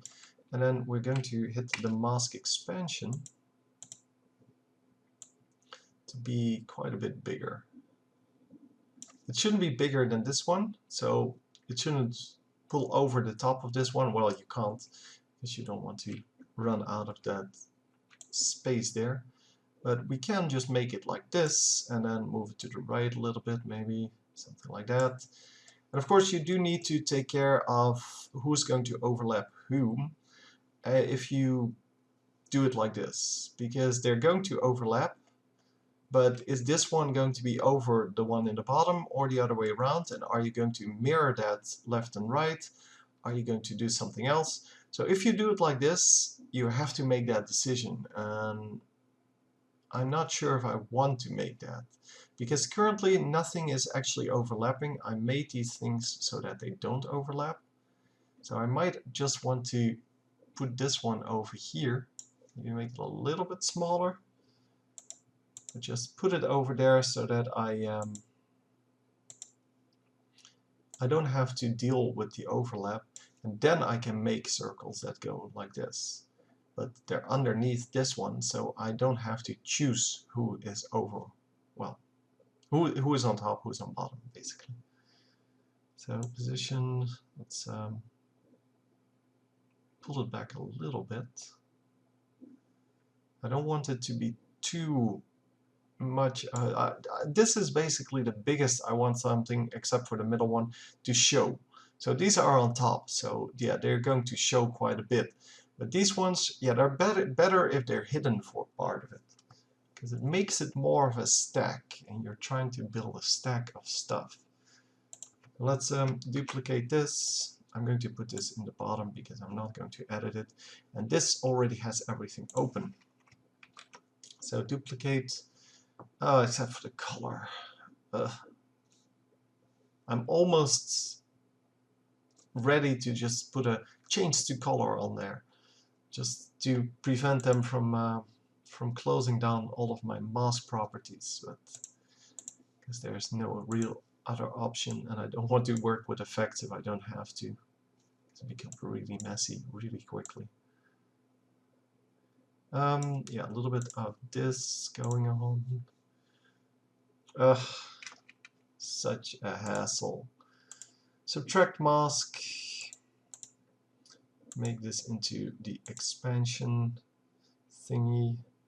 Pull this back a little, pull this back a little. And then zoom in, feather it out. 4 pixels. 12 pixels. Something like that. Well, a little bit more, I guess.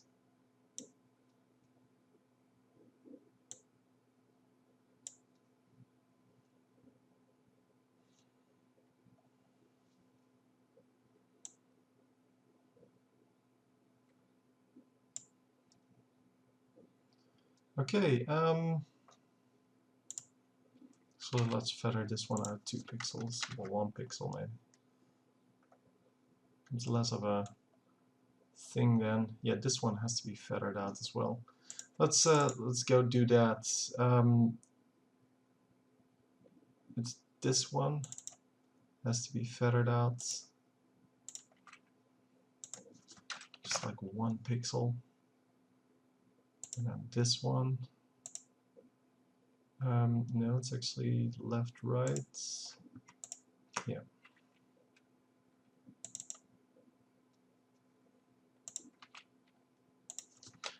So it's just a detail, but I like to do it anyway, and I kind of forgot to fix it afterwards. So some of them aren't really showing that much, but yeah, if I can, I will just fix this. So let's open this. And it's not like it's a lot of work. You only need to do the bottom circle. The rest is already done. Let's just do all of them, I guess.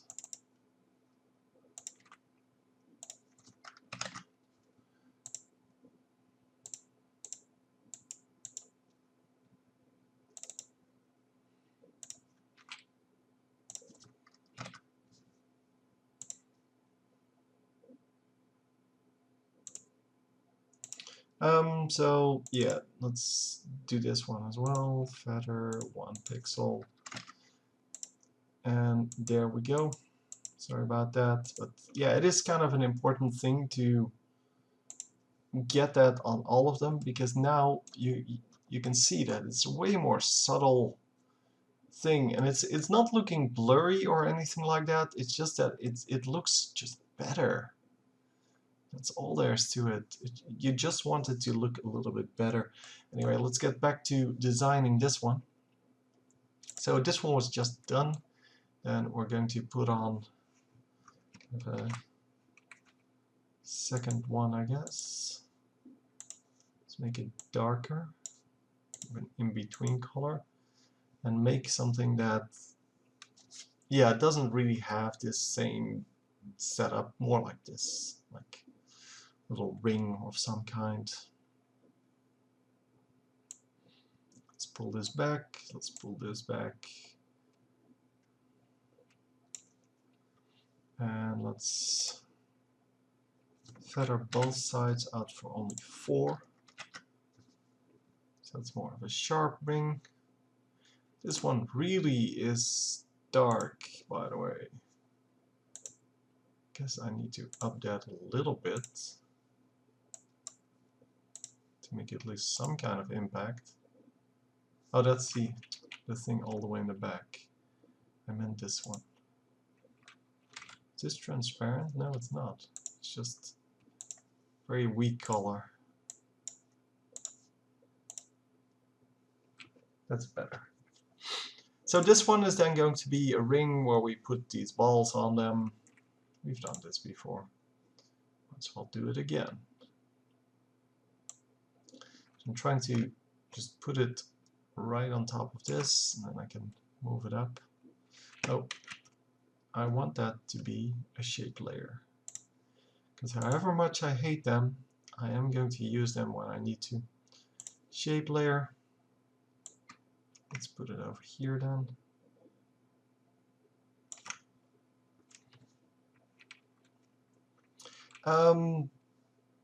Yeah, let's first of all just add the repeater before we even do anything else. Why not? First of all, rotation. This one's set to 0, so the position. Rotation is going to be an expression. Alt click on the stopwatch.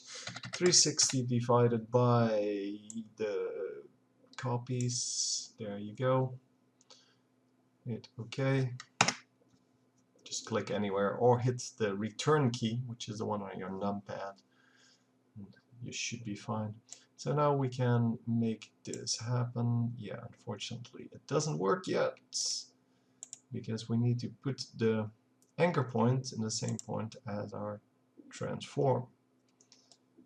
Or sorry, our yeah, our ellipse transform.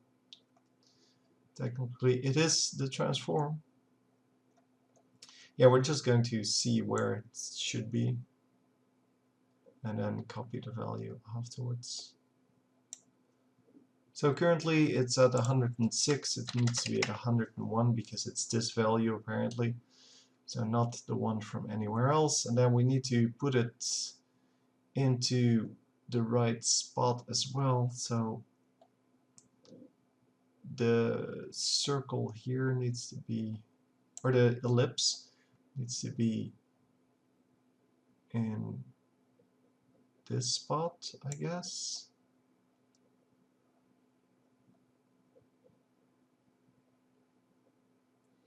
And apparently, yeah, it needs to be a little bit bigger, so I don't know why that is, but maybe this transform has moved. Nope. Then I do not know. Well, I'm not going to be really bothered by to find out. Just make it fit. That's all that matters. Apparently it's 108, which is kind of a weird thing to have if the other one is 101.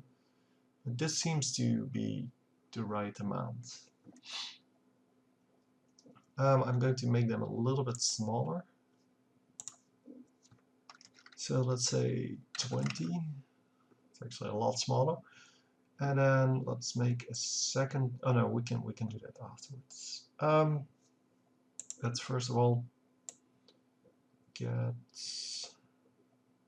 these going. Actually, black wouldn't be a bad color. It would actually be quite good, in fact. And of course, they're going to be hidden beneath these later, so don't worry about that. Yeah, this seems right. It seems to be the right spot everywhere. So let's just duplicate this. Make the bottom one into a different size. So currently we want 22, I think. Change the color to something lighter. You can see why. This is what I wanted to do. I want to try out this and then put a fast blur on this one. There you go. Feather it out. Yes, I can feather it out. 3 pixels. Woohoo! So that's how you do that. Yeah, it's kind of crazy that you have to do it like this. Also going to feather out the circles 1 thing, and there you can see now they fit way better into the design than these do, because these have very sharp things. So I should actually change these as well. I'm probably going to do that off screen at some point before I make my final animation. But yeah, let's move these underneath.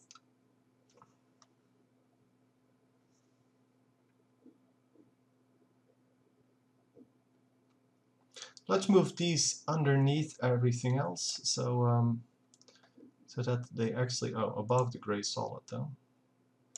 That's what they're standing on.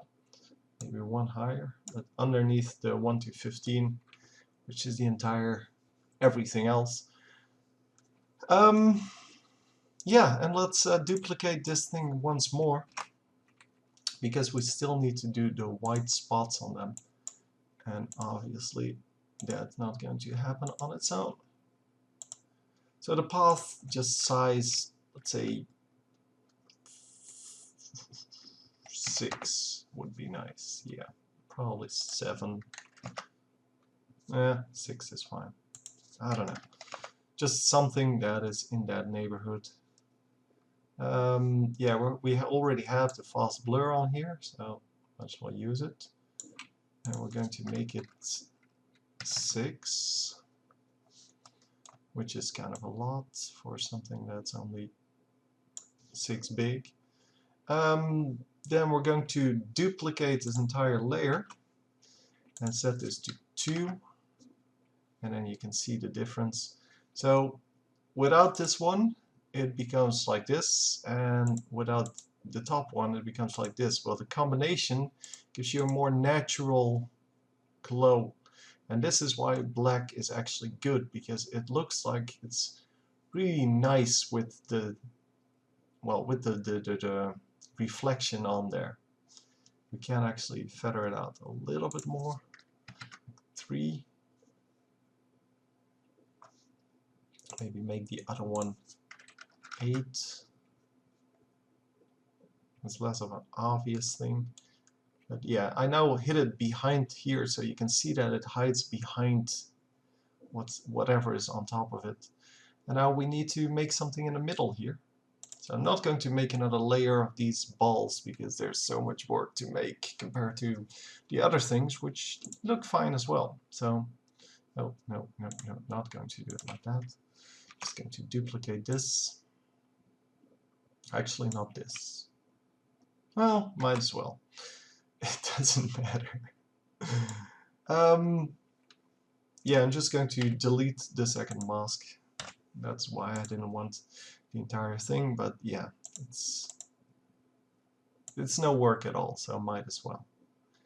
So we're going to go over here, and I'm going to make this a slightly different color. Somewhat darker, I think.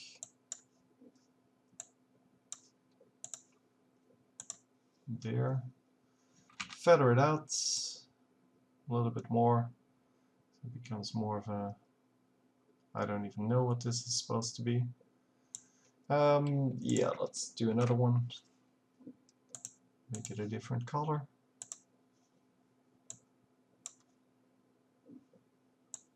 I don't know. Something like that. Oh, go for the mask expansion.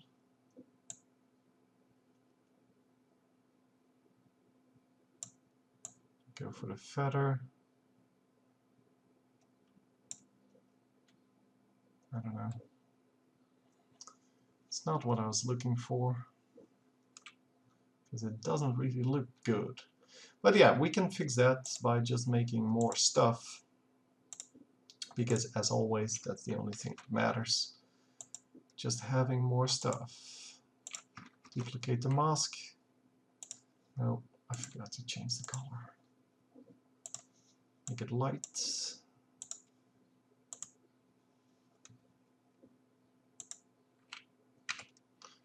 Put the mask to subtract, and then go for the expansion. Pull the expansion in a little bit.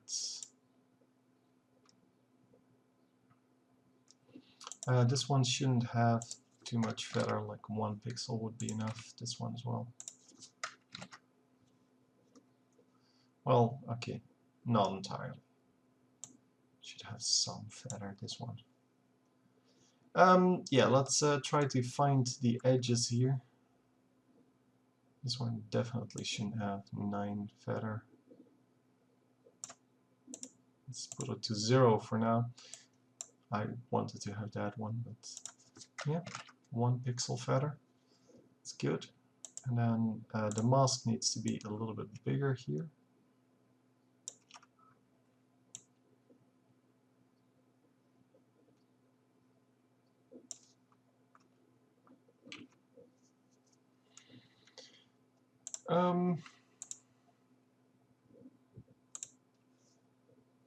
Nope.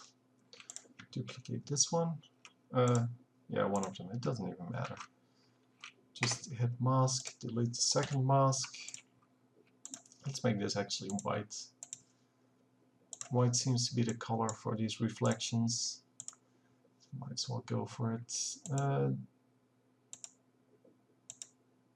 Let's feather the, well, first of all, let's expand it less. Go to there. Feather it.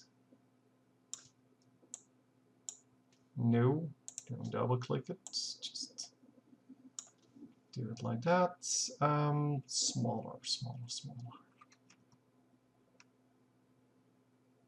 Okay, duplicate. So make it a little brighter, as well as, well, feather it out less. And becomes a different one. Cool. So yeah, it's actually not a bad shape overall. It doesn't have the definition of, for example, this one, but it definitely fits in. Maybe this one ring, I don't know which one that is. Frodo could tell me. But then again, I can find it too. It's that one. Yeah, so this one should have a little bit less color. Well, color difference to the environment. That's better. So now the circles stand out a little bit, well, more. And actually this middle one could use some more blackness. Don't know which one that is. Oh, well, found it at once. Let's make this darker. Just maybe just completely black. No. A little bit lighter than the black because, well, I want to. Just a slightly different color than the ones around it. Just to get more stuff in there. You can see that adding more stuff just makes your design better overall. So, and that's a general rule. Just putting more stuff into any kind of drawing just makes it better. As long as you kind of semi know what you're doing. Outside right. And obviously we're going to duplicate this to make the outside left, but yeah, you know that by now. Duplicate, rename, outside left, and the outside left is going to be plopped in here. Rotate it by 180 degrees and then edit it so that the spots actually fit. So let's pick up the spots. That's, yeah, the last two on this one. Let's move you over here. And then the big one, that would be this one. And move it over there. Okay, let's see what that looks like in our overall composition. It looks as though it's pretty close. I think these need to be moved a little bit more to, well, the bottom in this case. But for the rest, it actually looks quite good.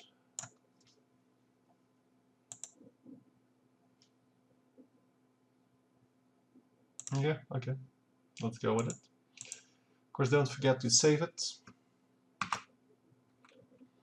Okay, what are we going to do next then?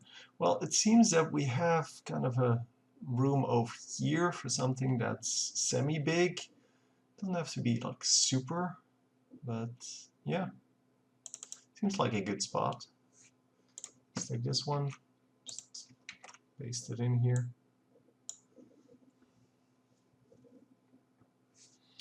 Do I, by the way, have a position on this?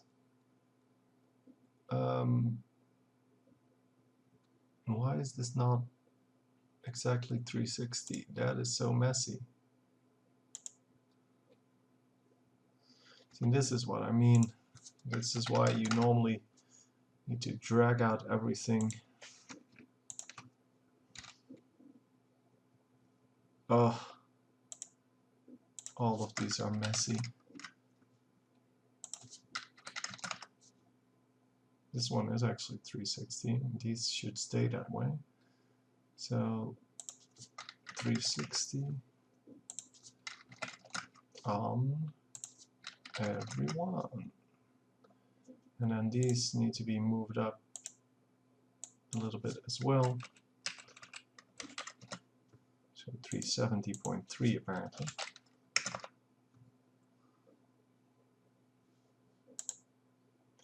Yeah. Okay, the shape layers still need to be moved up. Oh, this is so messy. -7. -7. -7. -7. Okay, that is about right. Now let's copy this entire thing to the outside right.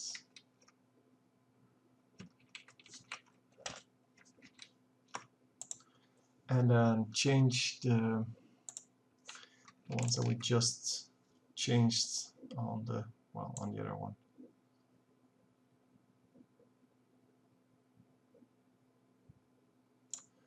Yes, and then these two.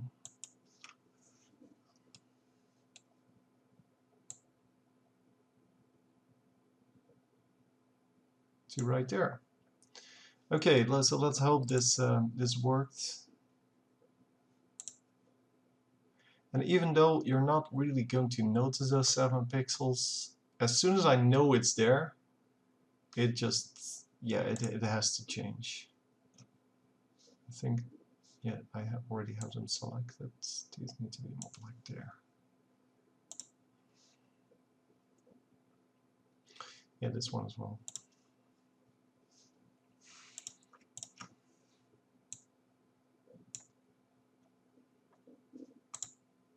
Okay, let's just accept this for what it is.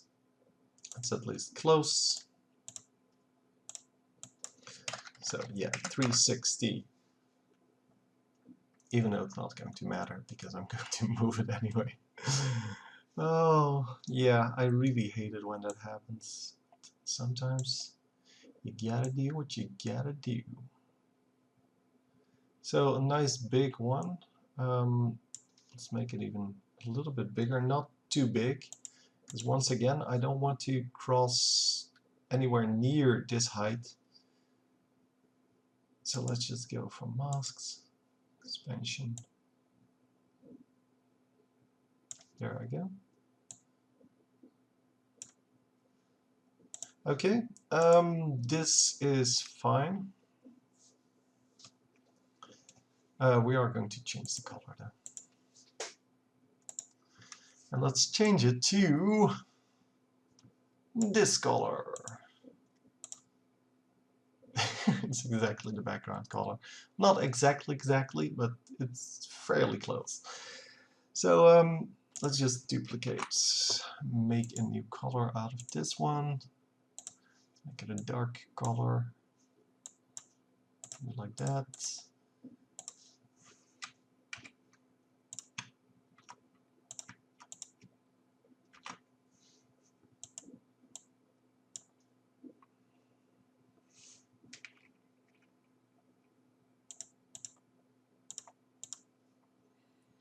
Pull it in, pull this one in. and then feather it out. I don't really know where my edge is. Yeah, it's really close. It's over here. It's like a, yeah, we're away from it at least, so that's cool. The outside should only be like 4 pixels. And you get kind of more of this effect. It should be more like 25. You can even more lopsided. I like the fact that you have the ability to, well, move the inside in a little bit, or what seemingly is moving it inside, although it's actually not. But yeah, I like it. So let's go for masks, mask expansion, and yeah, I'm not going to change the color on this one. It's just going to be the same color.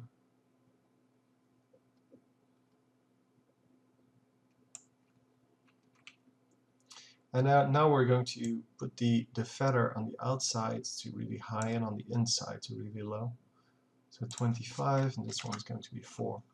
So it's going to be the exact opposite of the first ring, and now you can see what the effect of that is. This becomes kind of a round thing, and it really ends here with a flat surface. So it's just another kind of technique to make this happen. And obviously what I need to try to do is get these to line up on the outside. So this one is 45, and hang on, that's not true. This is the outside. So it is 54, which means this needs to be 50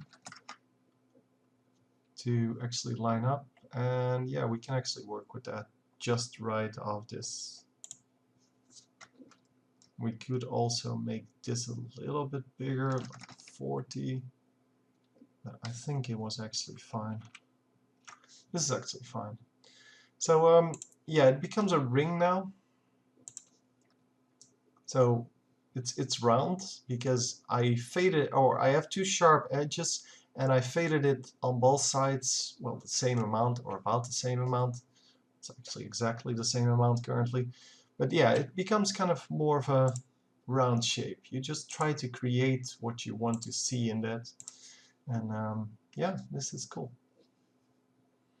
So we can make one more if we want to. Just duplicate. Go to the masks. Pull it inwards. This is going to be so much clicking. So first of all, pull these inwards.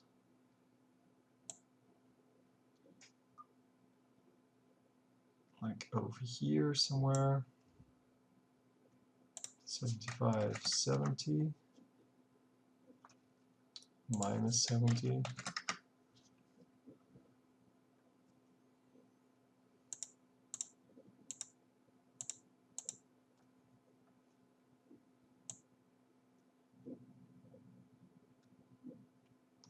And then pull this in, minus 55, minus 50. And it becomes a ring as well. The thing is though, you need to make sure that this isn't too big. The 4 pixels here should be like 1, and it needs to be 1 here as well. And then the 25 pixels needs to be like 10 maybe, something like that. So here as well, just so you get more of the ring shape. The 25 here is maybe even too big. I don't know. Let's hit the F, 25, let's make it 20. And here as well, 20. Becomes a little bit sharper. And now we can up this to like 12. Make this one 12 as well. It becomes more of a ring type thing. which is excellent because that was what we were after. So yeah, this one's a little bit sharper than this one. You can of course fix that by making the 4 pixels into 2 pixels or something like that. Just make sure you have some kind of stuff on there.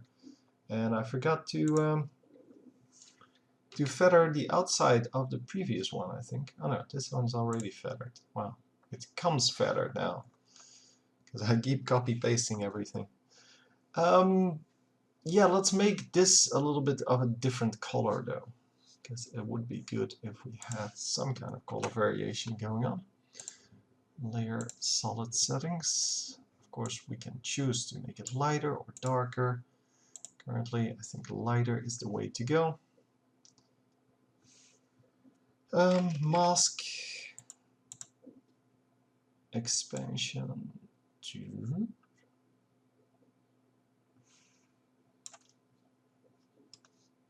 let's make it like this.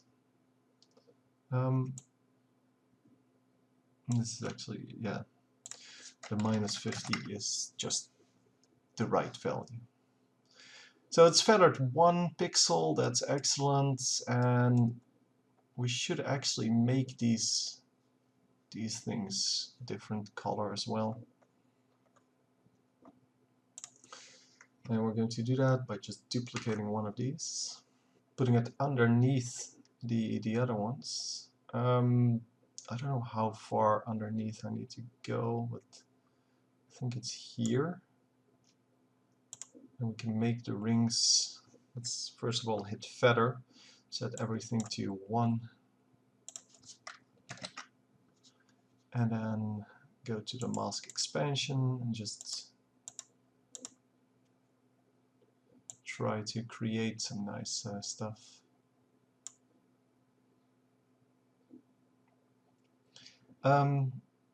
Yeah, this one needs to go over there.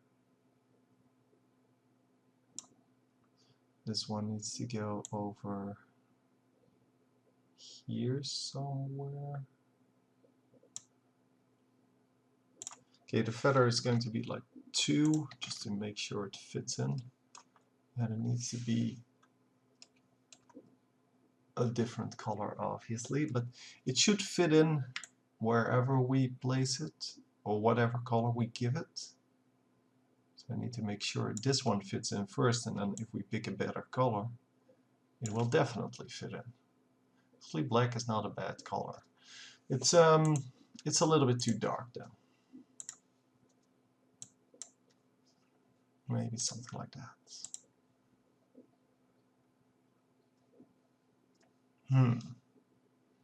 Now I definitely want to feather it more on the outside.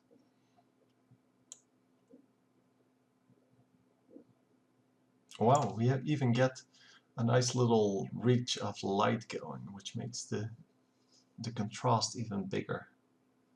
It's actually quite nice, although completely unintentional. You can do it on both sides apparently. Yeah, I don't really want to feather this too much, but a little bit seems nice. Let's make this 5 pixels. Make the other side like 10 pixels. Yeah, it looks nice. And maybe I should expand it a little bit more, just a tiny bit, so that it actually fits in a little bit better. I don't know. This middle one, maybe make it a little smaller. Yeah, it seems right. This way it seems right. It's not the greatest colors, but yeah, well, it'll do for now. You can always change it later if it doesn't fit. Let's just take everything. Oh, come on. Hit everything. Hit U. Duplicate. Well, I guess this one. That one I know is a circle. Change the color to something darker. This is going to be the middle part. And just put the masks to something small.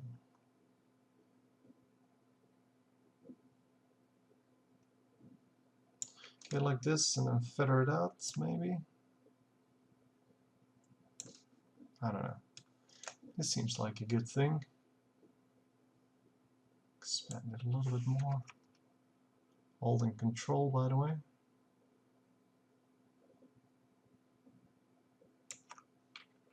Yeah, I'm going to put the feather down. It's a little bit too big. You can see that it actually overlapped by quite a bit.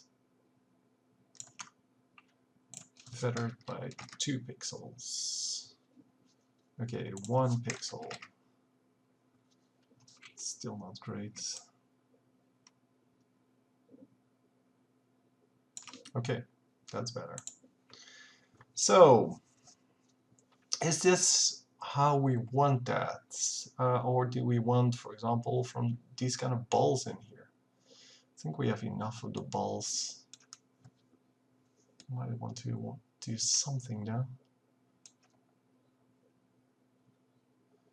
But yeah, well, only circles. It's kind of hard to make something interesting, but we can try something, sure. Another shape layer, and let's, instead of doing the standard thing we've been doing so far, so the standard thing being these balls with glow on it, we're going to do something different.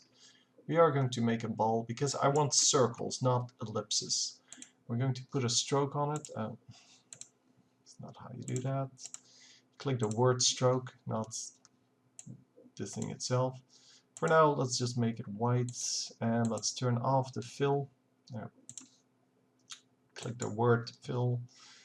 There you go. So we're going to make it like this, make it a little bit bigger. Can we hide this? Yes, hide these. Okay, so we can actually see what we're doing. Position. Yeah, that's not what I meant, but sure. The ellipse path, let's make it 40. Let's set this to, I don't know, something like this. I don't even know.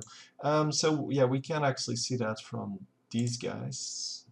If we hit position on this, it's 937.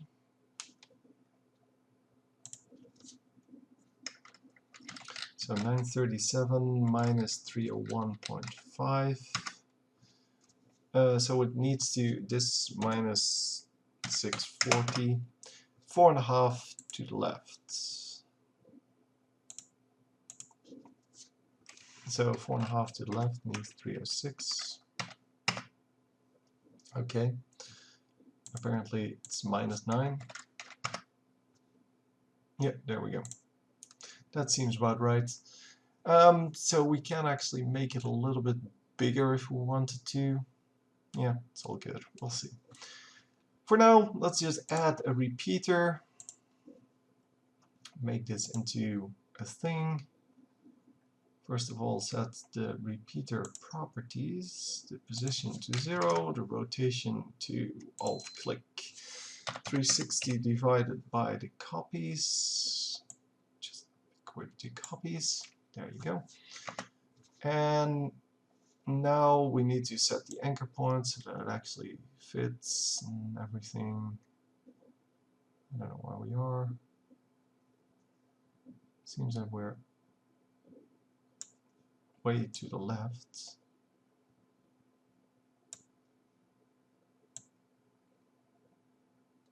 Okay, that's starting to look better.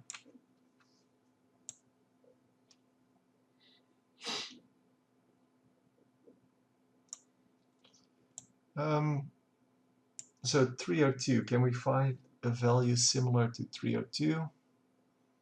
Well, it's 297, so it should be that, right? Yep, except that it's now too far to the south.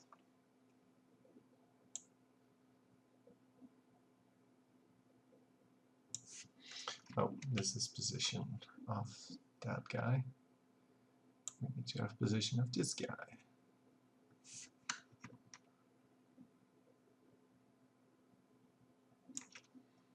So 110, yeah, that value is not available.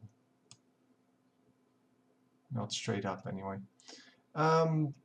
Yeah, it's not entirely there yet. It's something like this. So what I want to do here is I want to make enough copies so that they actually overlap like this. Maybe exactly like this. So with 37 copies, we have this going on, where they meet exactly in this, well, in this point. You can see what it is, but they're all circles, so it's all good. Let's see how 36 actually looks. It's actually similar, so that's good, because what we want to do is we want to make 9 here, make them a certain color. So let's set the stroke color to, for example, dark. Then duplicate the layer and rotate it, but then the way it was intended. So what we want is we want all of them to be, so I'm going to make 4, obviously, and I want all of them to be in different spots. So this should be 10, this should be -10 then, or 30. And then we have them, so we have 4 different ones, and now we're going to set up some colors. And I set it up in such a way that the first one and the last one are actually next to each other, so it's this one and this one. So if we make them yeah, completely opposite colors, that would be nice. And then these are kind of the intermediate ones. Yeah, layer color doesn't work here, right? So let's make them grayish and make this one grayish as well here.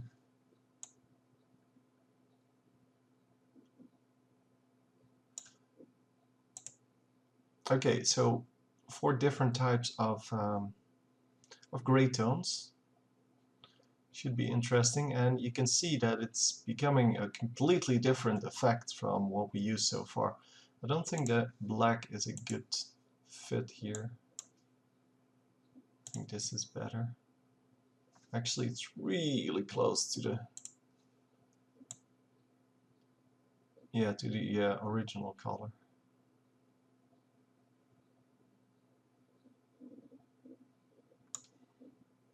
The color of the background, that is.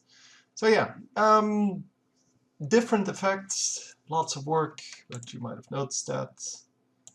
And we're going to put this underneath all of this stuff. And then put all of this, including these two, into our new,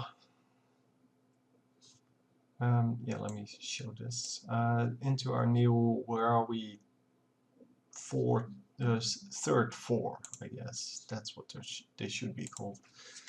So third 4. I think I wrote it like that the last few times. Yeah. Yeah, and then once again, we just do the duplicate, rotate, 180, select, duplicate, scale, put all of these things, set this to -100, and be done with it. And we have 4. So yeah, they don't really fit in too well, but hopefully once we color it, the white will become less white.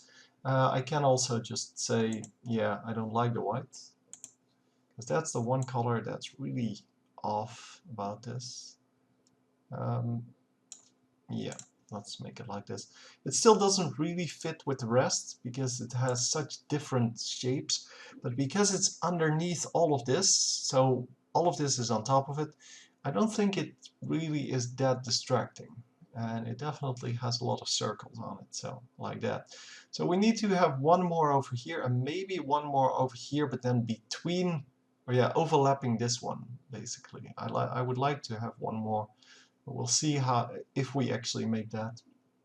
Let's close all of this, and then let's pick up this just as a basic layer here. So gray solid, yeah, let's make you a little bit of a different color, because obviously it's very close to the background color.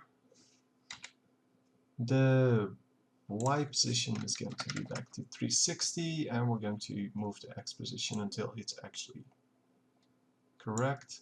Actually, mask expansion, come on, we don't need this big of a thing.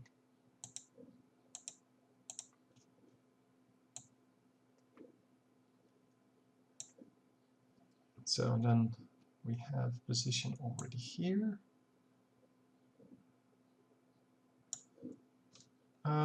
Yeah, do we want it to be small like this? Or do we want it a little bit bigger? Actually, I kind of like it this small. Maybe even smaller. And then move it out a little bit more, of course. Yeah, I kind of like it. It's different than all these big circles on the edges. So, yeah, why not? Okay, let's say that we want this. Yeah. Yeah, don't need this. Let's just duplicate this straight up. Mask, duplicate the mask, set it to subtract. There you go. And change the color.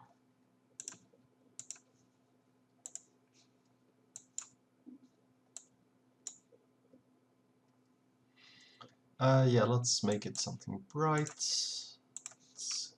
Come on. How often have we done this now? A little bit less, a lot less. Here we go. 4 pixels, now maybe 2 pixels. This bottom one is 1, right? It has 1 feather, yes. Just making sure. And this one will need to be more like 15. Okay. Looks weird because it's a little bit too big. Maybe like that. Then duplicate this. Actually, let's go over here. And then we switch it around. So we make this one 15, we make this one 2, and we make the expansion less. Oh, okay, yeah. Disappeared now, of course.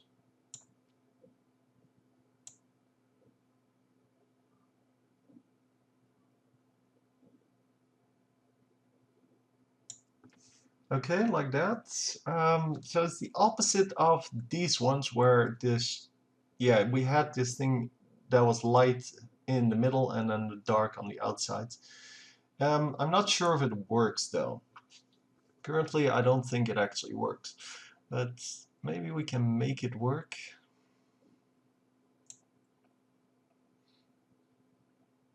Something like this might work, like if we pretend that the entire thing is just white, or light at least, then it might just look like something that's lighting up.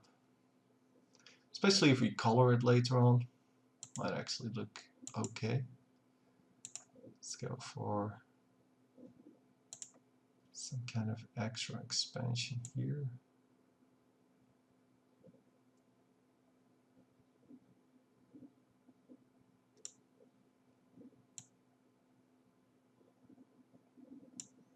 Now it's a little bit too white. Let's turn back this to about 10.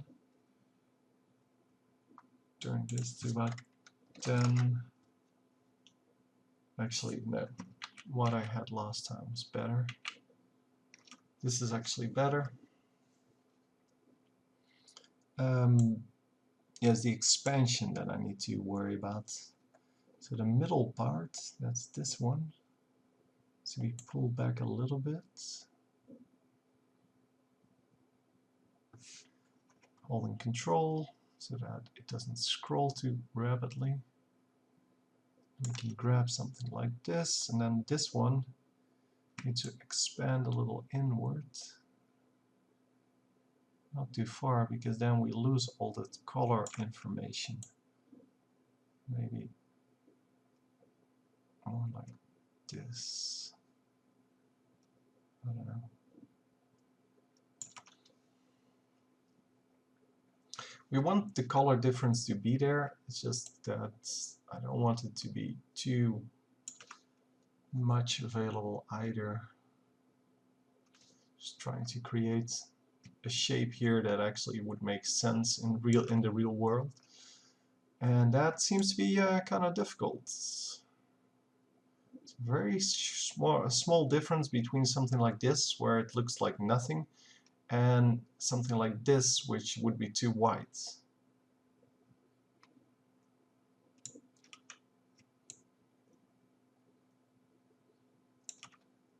I think it looks fine this way. Okay, let's try to make a second one, and then make it a dark color instead. So first of all, we're going to mask, and then expansion needs to be small. This expansion needs to be the one that actually pulls it back. We do this one, small, something like that, and then this one to make it into an actual object.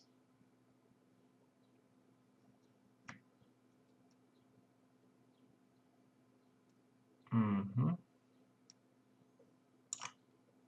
think I reversed them now.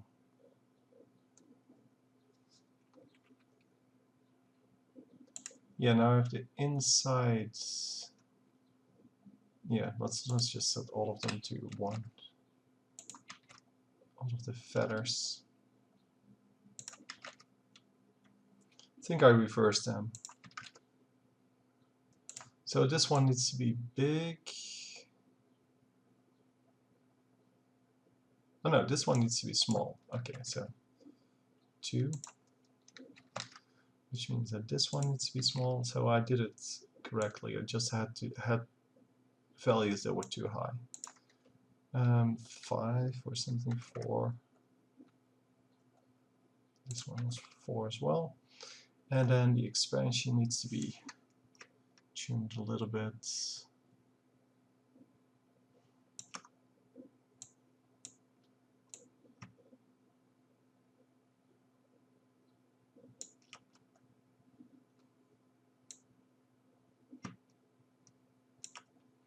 Okay, that's better. As a start, of course.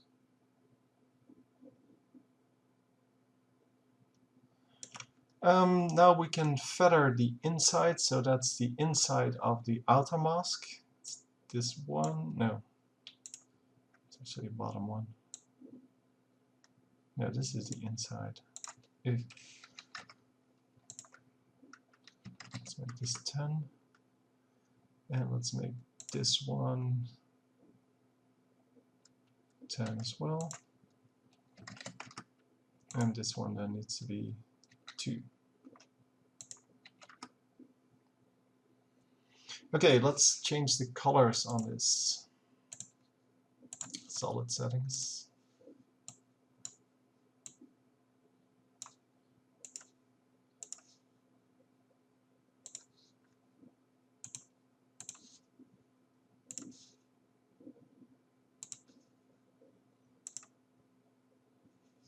Ooh, that's not good. that doesn't look good at all. If I make it even darker, does it improve?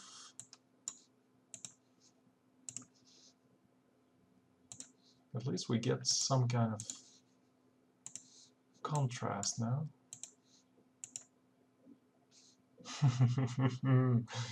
Yeah, it becomes really weird, which is actually not bad. I like it. I like it. Let's duplicate this one, which is the circle, and let's change color to something light so that we can actually make some contrasts, and then pull it in with the mask expansion till we are around here. Yeah, I'm not sure if I like it when I draw it all the way in, so this was actually my intention. But I think I like it when it's over here somewhere. Can even keep the big black one. So the darker rim on that one. It's actually quite decent.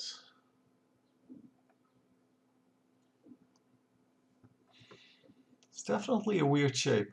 So maybe I should put something in the middle here. Not sure. I guess I should. It looks really empty now. And since we've done it a couple of times already, I might as well do the same thing. Maybe the exact opposite this time. So I'm going to make one of those button type thingies. Layer, solid settings. Maybe the exact opposite, making it super light.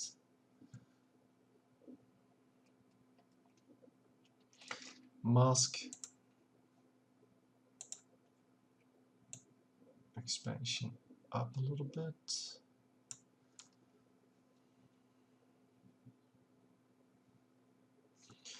Okay, duplicate. Expand even more. And no, I don't know where we are, but okay. Make this into something dark that actually contrasts this thing. Yeah, that's fine. Feather. More like, I don't know, 4. Maybe even more. Let's see what we get if we feather more. It's actually not bad. Let's leave it at 12. Yeah, so this one is going to be the middle part. It's going to be feathered 1. Just to make it a little sharper. And then we're going to duplicate that one. No, not the mask, the layer. Turn it into something black, for example.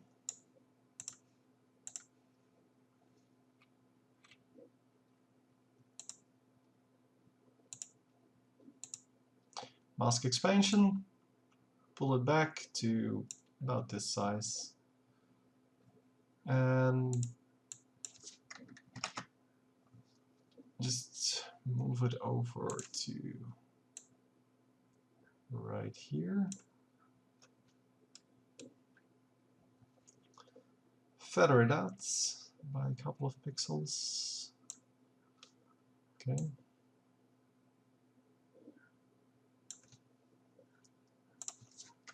Maybe like 8, duplicate it. Feather it out by 3. 4. No, wow. How did it get to 7? I just clicked it. That's all I did.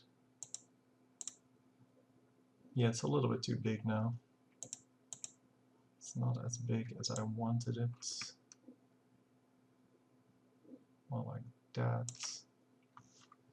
Pick up both of them, line them up a little bit better with the 45 degrees. Okay, not bad. Definitely kind of a weird shape. Not sure about whether it was a good choice to go for this color combination and this size, but for now I guess we'll have to deal, or we have to accept it.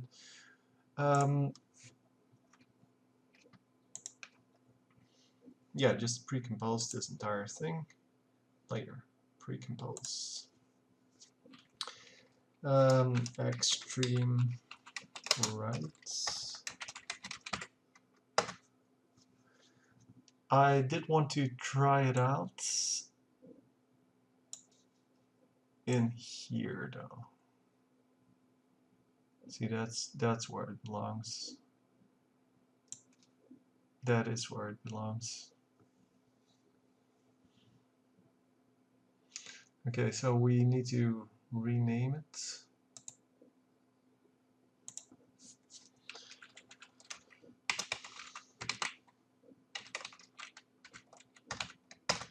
And this is going to be a difficult one because this is the first one where we have to change this dot. And yeah. So this one is for right, top right. Duplicate, rename, let's say top left. Duplicate, rename. Can't rename two at the same time apparently, which kind of makes sense. Bottom left, bottom right. There you go. Okay, so top right is fine. Top left we'll need to, yeah, we can just put them in. Okay, that's pretty terrible.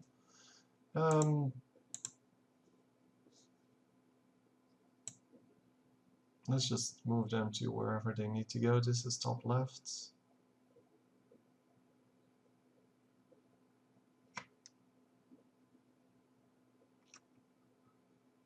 Yeah, this is not gonna work.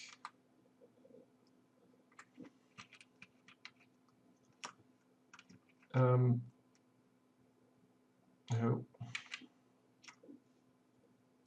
I'm just going to delete these.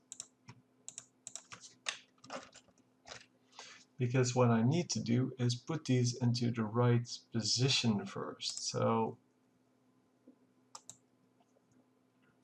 even though this is correct, so the name is correct and blah blah blah, I need to put it in the right position so that I don't mess up the rest.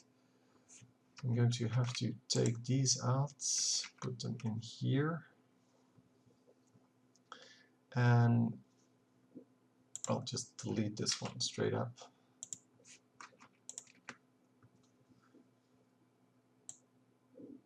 It's going to be over there somewhere.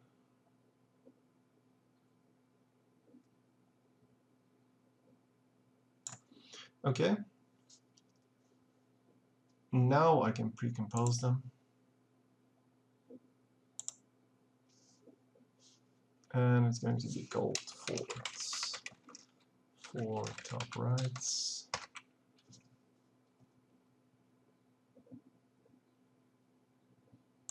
Assuming this is the empty one, yes it is. And this is the full one, yes it is. This one is going to be duplicated.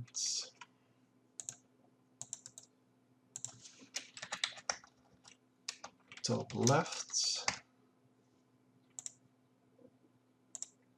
So let's put top right and top left in here. Top right is already in there. Top left has to be mirrored, so scale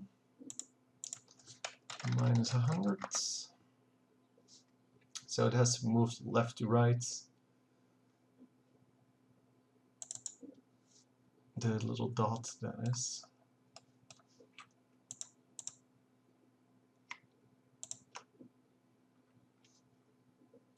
Has to just move over here. Okay. Next up is the mirror to, I guess, bottom left. No, Copy. Guess we're going to go bottom right first. And we want to just mirror that straight into place. So bottom right is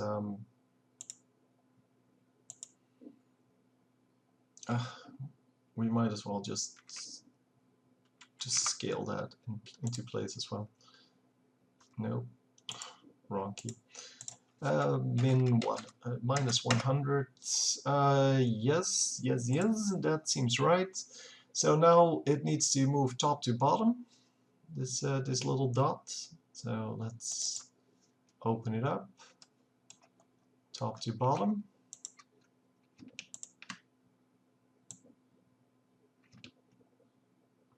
Hold Shift if you want to move in vertical lines or horizontal lines. So you can use that. These all have to go now. And the last one is going to be duplicate this one. So I'm trying to make them all from the original.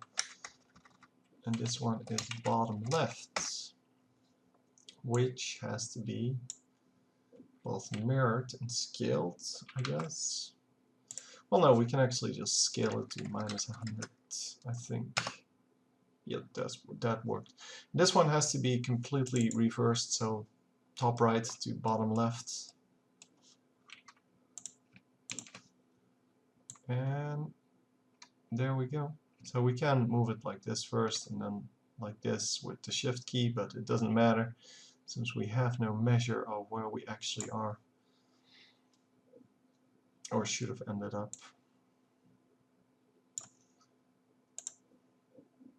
Okay, now we have 4, and as you can see, all 4 of the dots are actually aligned, which is great. So now we have to make something to actually fit here, because we just deleted our thing that we had there. And yeah, let's think of something. It's going to be a circle. So if we're a circle, we might as well start off with a circle, right? So let's just copy this one and paste it in here. Just, yeah, whatever. Yeah, I think we do need to go with one that's a little bit bigger than what I intended the first time, because it didn't really work out. I think partly because of the size, but we'll see how that will work out the second time. I mean, I still needed to do that thing, so might as well do it first. And we're going to adjust the position as well. So the position, this one needs to be 360, otherwise we get the same problem we had before. And I probably want to expand on this a little bit more. So mask expansion, or like this, something like that. And then let's hit position again and make sure that it doesn't touch the right side.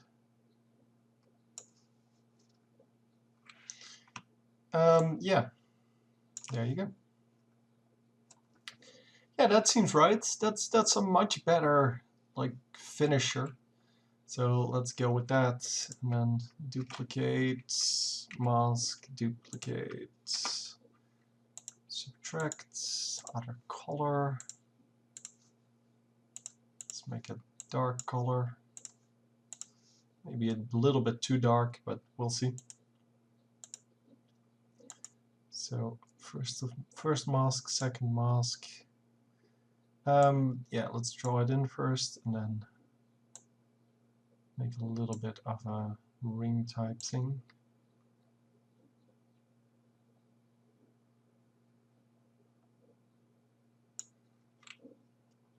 So same thing as always, we make this one a little bit bigger than the other one, feather-wise. And that way we get kind of a 3D look. Actually, let's make this like 4. There's a little bit more. No, actually, let's make it 2. It's fine.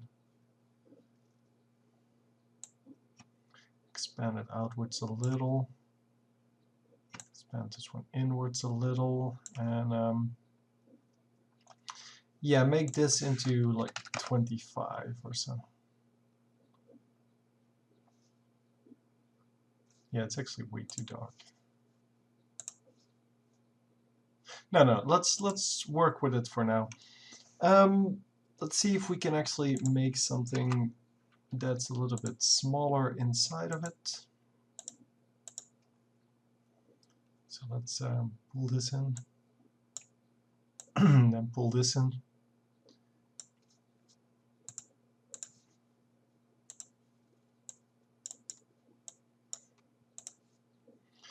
Yeah, we're going to change the color on that later if we really need to.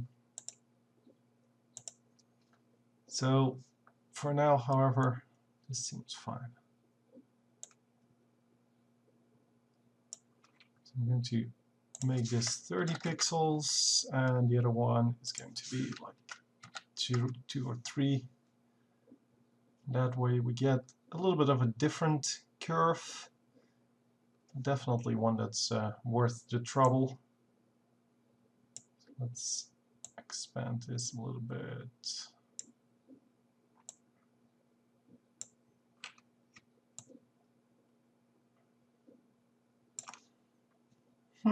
Yeah, actually kind of cute. As it's going from dark to light. Yeah, kind of like it. So yes, third one then. Let's pull this back to like right here somewhere. And pull this back to about here as well.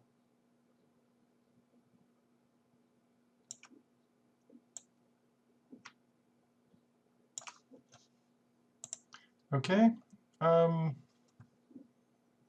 Maybe this should be like more inside. It's actually kind of cute. This kind of makes it feel like it has kind of a, well, non-flat shape. It's coming up a little bit because it becomes brighter. So let's make another one. Let's make this even smaller and do the same thing. Just going to pull it under. No, let's make it poke out a little bit, and we can thereby have a little more contrast going. It's actually pretty cute.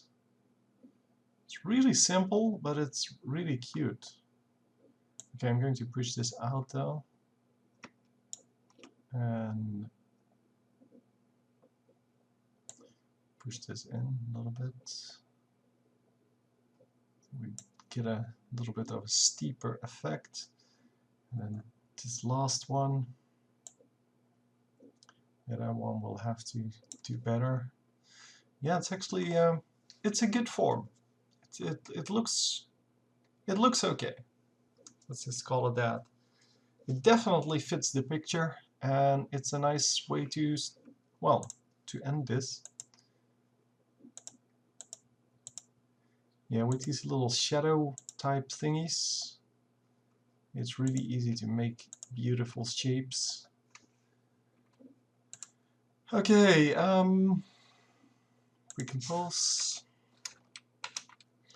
extreme, left, right.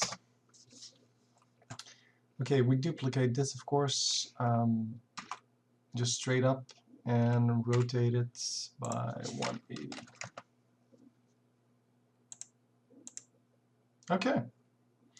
So, yeah, this is our final thing. It now needs to become, yeah, the composition, and it needs to all fit together. So to do that, we're going to replace the 1 to 15 by the actual, well, 1 to 15. Although I guess I can make the animation here as well, because it's the first 15. It doesn't really matter too much where I do it. Yeah, let's just do it here. We might as well. So let's say half a second of nothingness to begin with. And then we start with our first layer. And then, well, we had this thing going every second. Oh, hang on. I need to make sure that we have this one as well. No. We can make that come in later. That is true. So let's move this out of the way for a moment and make sure that this one comes in with a little more style. So let's say opacity from 0 to 100 in like 1 second. And yeah, that's the 115 mark, so we can set this to 100. And then this one can come in as the first one.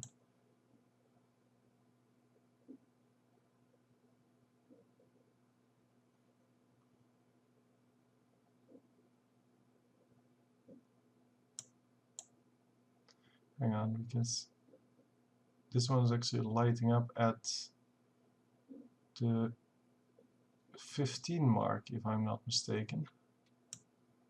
And that's when something should happen.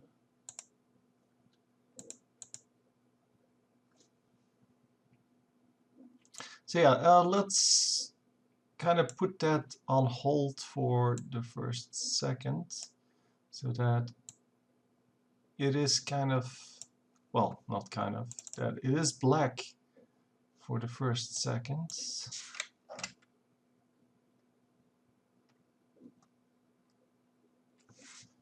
So yeah, let's not light it up.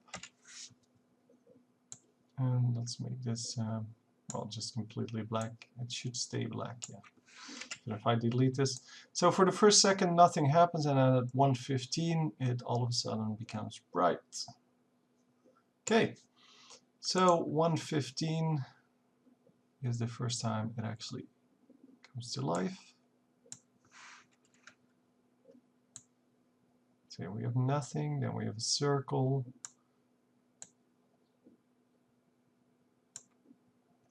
Then this one comes in, and we're going to scale this in. And we're going to scale this from 0 to 100 in like a few frames, maybe half a second.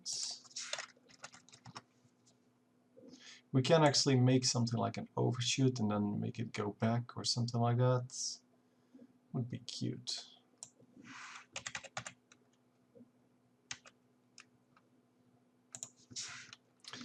Um, 105. That's big enough. Maybe 110.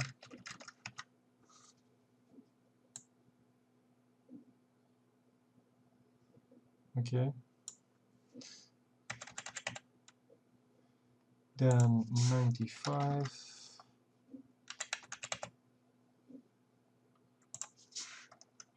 102,5.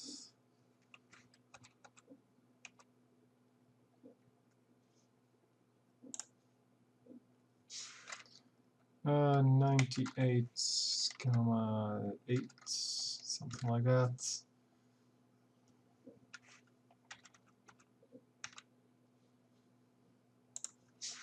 And then we get to 100.6, and then we get to 100.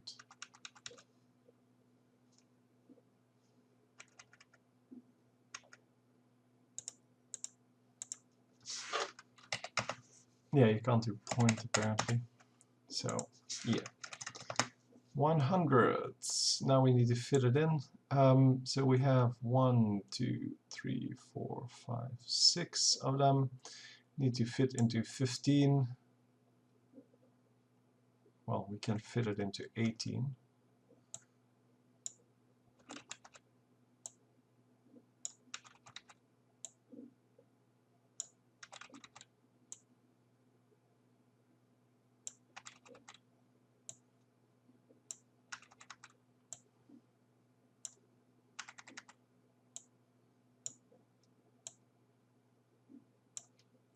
So yeah, let's see what that looks like. Oh yeah, we have quite a lot of stuff going on afterwards. So you can see here what the blinking actually looks like.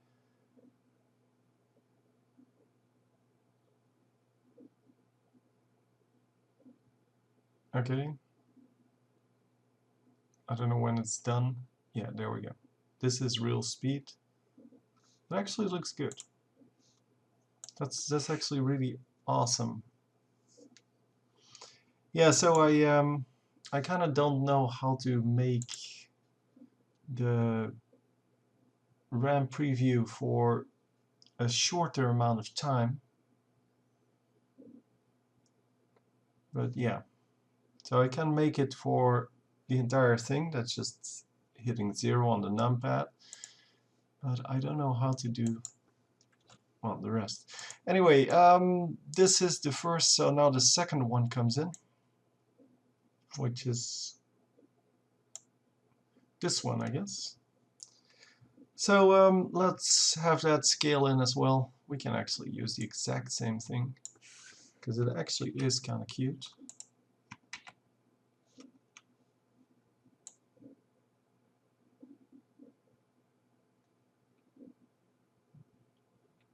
And we should, by the way, edit the 0 to be a little bit bigger.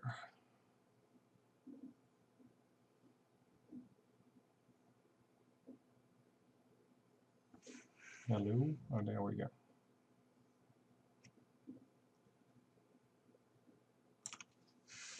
So yeah, now it looks like this. I scaled up everything. Oh my god. I am such a noob. So just select that one and then just drag it out, drag it back.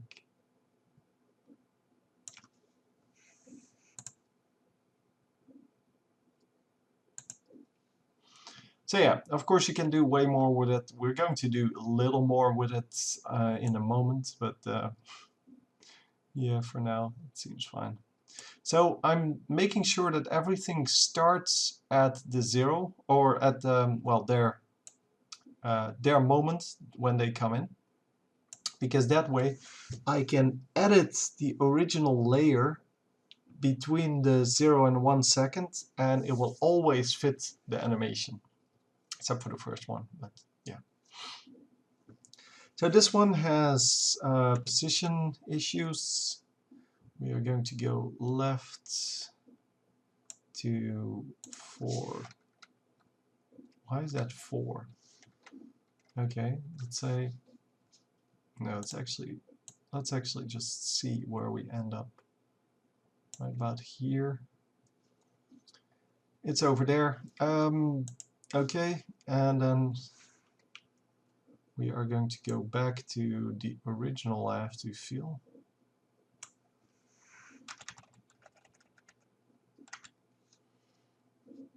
So that would be 640 probably.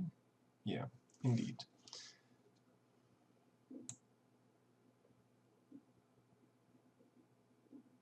And we can do that here as well. By the way, you can edit these keyframes in the graph editor to make them somewhat more interesting. So if we, for example, choose Easy Ease, we get something like this. It's actually pretty terrible.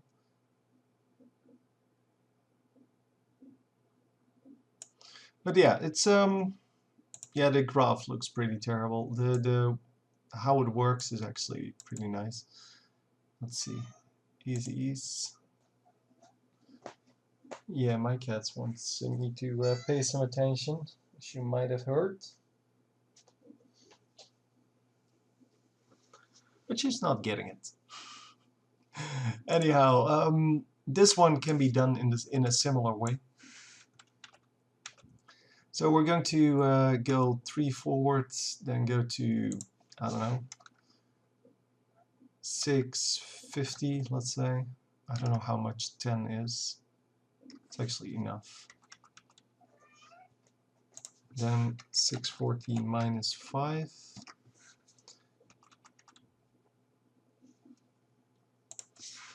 640 plus 2.5. 640 minus 1.25. And this is going to be just 640. There we go. So the other one, the second one, should come in at the same time, and it should in fact have the same position change. Does that work?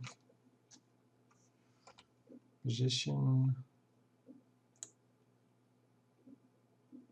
Actually, no, it does not. So we're going to put this just on the original. I think that's the easy way to do it. No, that doesn't work either. I guess we're just going to have to reverse the movement, make a similar movement, but then, yeah, the other way. Shouldn't be too hard to do.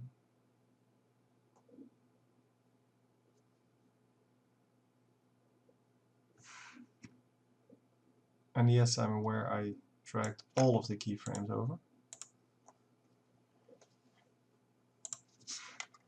So this is now, or should become 6.0.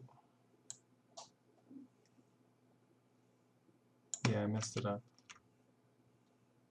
Okay, this should become 640.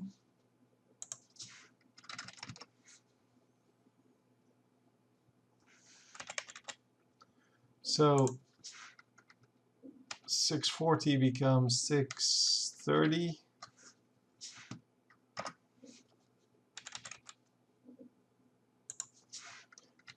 $640 plus 5 then. 640 minus 2.5. 640 plus 1.25. And just 640. Okay, so hopefully that will work out. Yeah, so make all of them easy ease. You can just hit F9. I'm going to do it like this, because if I hit F9, my recording will actually stop. So yeah, let's throw these these other layers here a little bit further out. So I'm going to keep the next one, of course. And what are we going to do with these?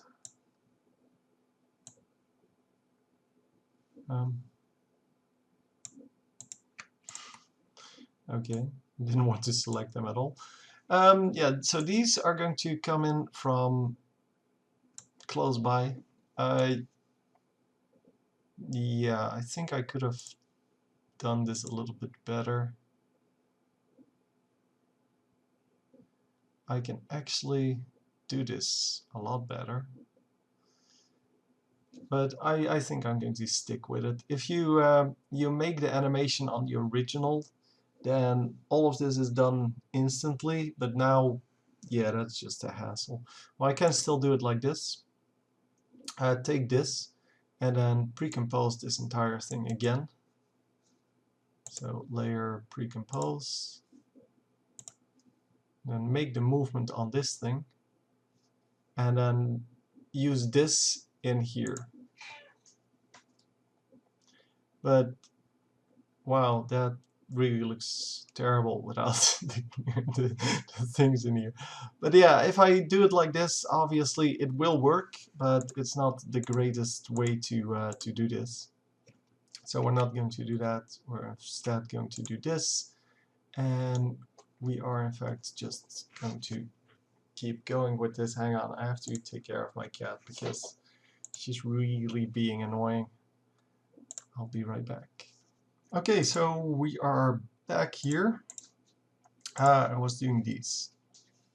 So these are just going to move straight up from the bottom probably, or they should come out of this. That would work as well. So let's go to 15. No, not 15. This. So that's halfway through the movement. Set the position and just keyframe it so that they're all going to end up in the correct spot. And then we're going over here, and we should all just, yeah, I guess manually put them in there in the right spot, one by one.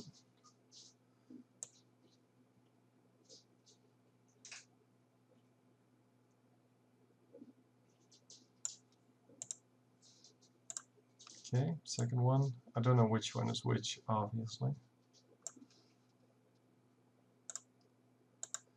3.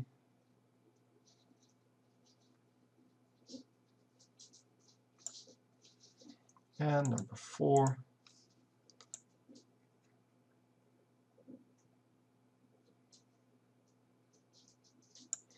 Yeah, this should be fine. So no overshoot on this one, simply because I don't like to create another one. You know now how to make them. These are the overshoots basically. They kind of wobble afterwards before settling in. You can do it on any one of these. It's quite a nice trick.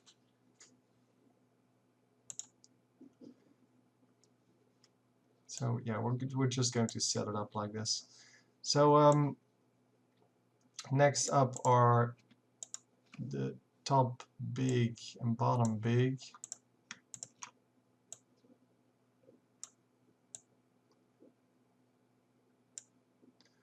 Yep, this shouldn't be too hard to do. Make sure you don't overshoot it here, because then you run off of the screen, and you don't want that. So first of all, at 6 seconds, we're going to set a position keyframe. Make sure we end up in the right spot. Then at this spot, we're going to say where they need to come from.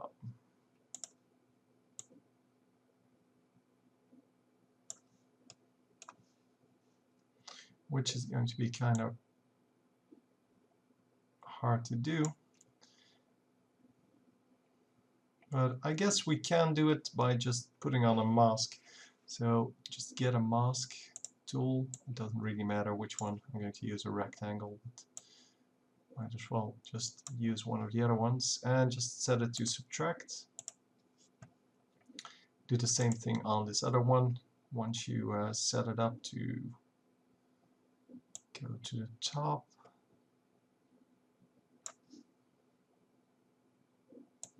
yeah, just hit the subtract.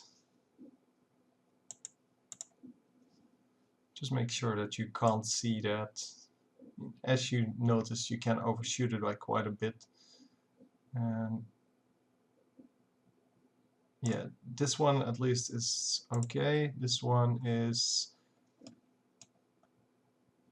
well, it just doesn't touch. So it's very close, but it's good enough. Should have been a little more careful there, because I made it a little bit too big basically. So next second, that should be this one. We are going to plop in the final 4 of these 15 layers.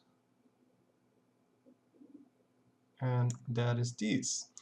So these all come from inside, of course, and we can do several things with them. We can just move them in. We can also scale them. Let's go for the scaling. Might as well try something different here. So just set the scale to 100 here. Then set them to,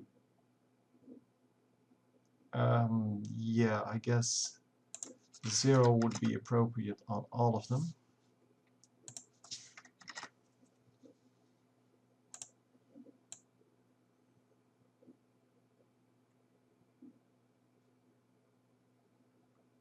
Okay, so they need to be a little bit bigger. They need to in fact be 73% or so, because they scale from the middle and it takes a long time for them to reach that, and we want the expression thing to start straight up.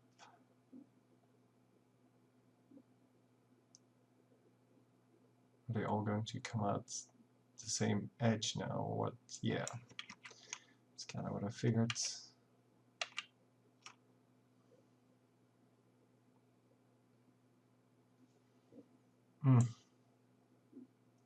Just pick up the percentages of when they're just about to appear. Just set keyframes on all of them and then just drag those back over here.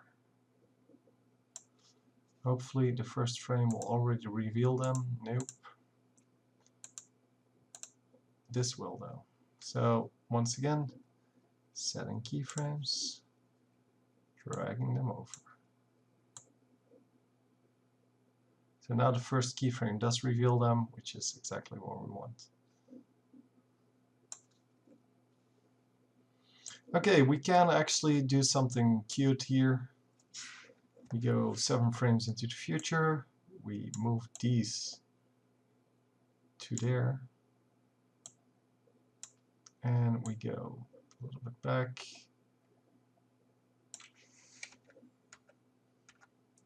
Seven into the past, and we set this to everything to 200%.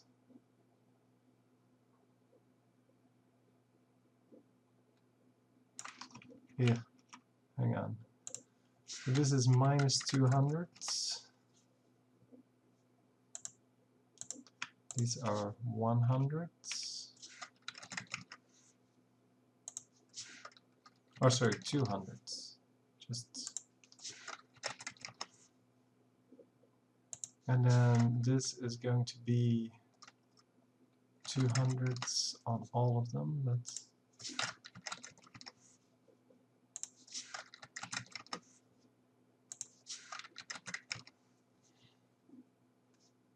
Let's see what it actually looks like. It's a little bit too big for now, but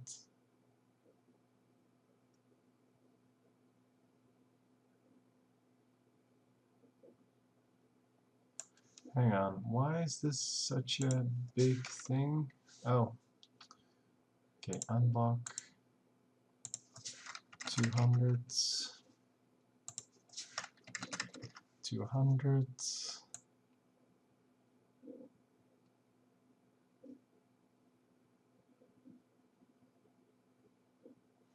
Okay, the position needs to be adjusted a little bit. I have to feel.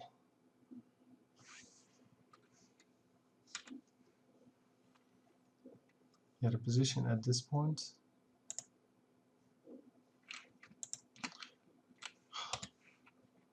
Trying to make something cute, but it's a lot of work again. It always is. Let's set all the positions. So the first frame, and then at the 707 we have all of these positions. Then in the middle, which was something like 23, yeah, 23, we are going to set the positions manually. Which one are you? Okay, that one. Stop doing that. I need to just set it like this. A little bit there. Okay, number 2.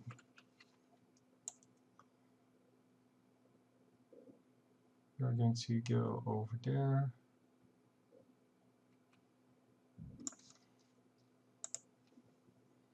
Number 3.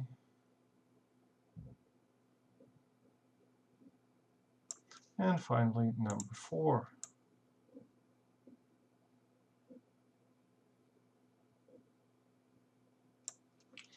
So let's see what that looks like.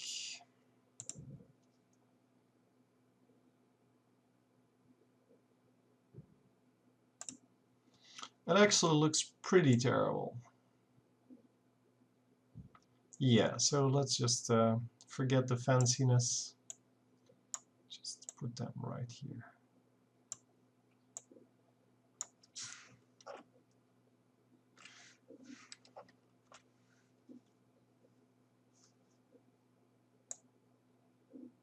Oh, not what I wanted. I wanted to get rid of the position things.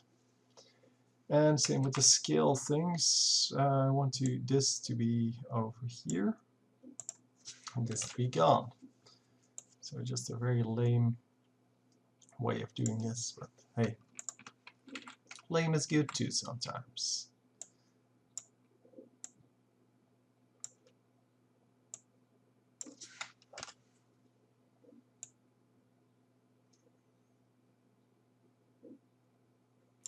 Yeah, I may want to make this into easy ease.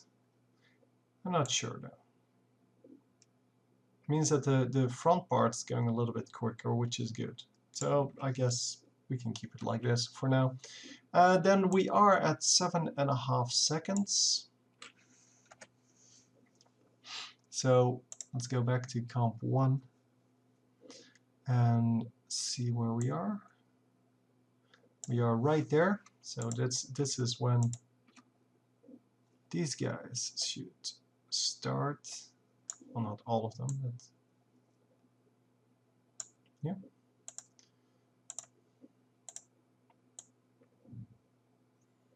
So outside left, outside right. Should be in these positions at around 8 seconds.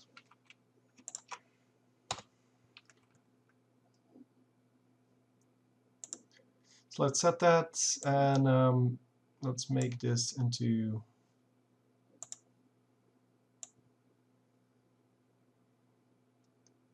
that, and let's make this into,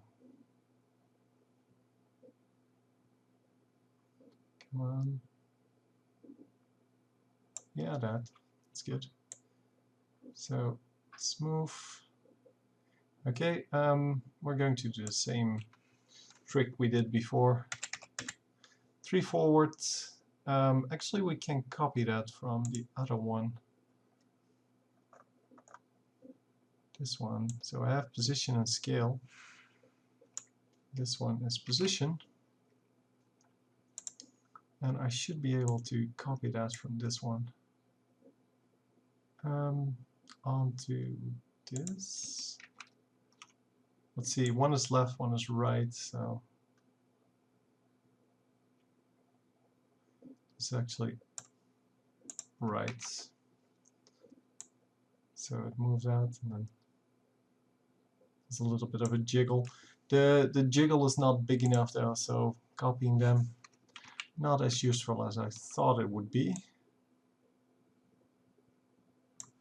So 1, 2, 3. Let's make it 660. A little bit more, yeah. You can see that it's really not a big deal for this thing. 630. 645. What did I do? I don't know. 637.5 and 640.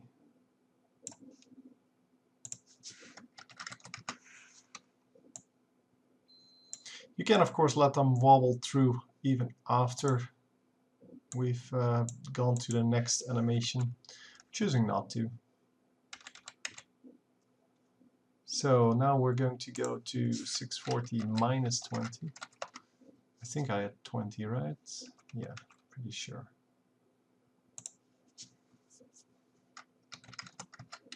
Plus 10. Minus 5. Plus 2.5.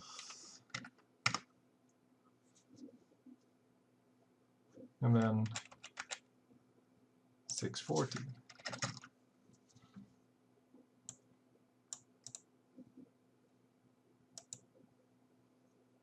And easy is. So easy enough to understand. It just makes a little wobble in the end. So overshoots a little bit, and then yeah, I don't know.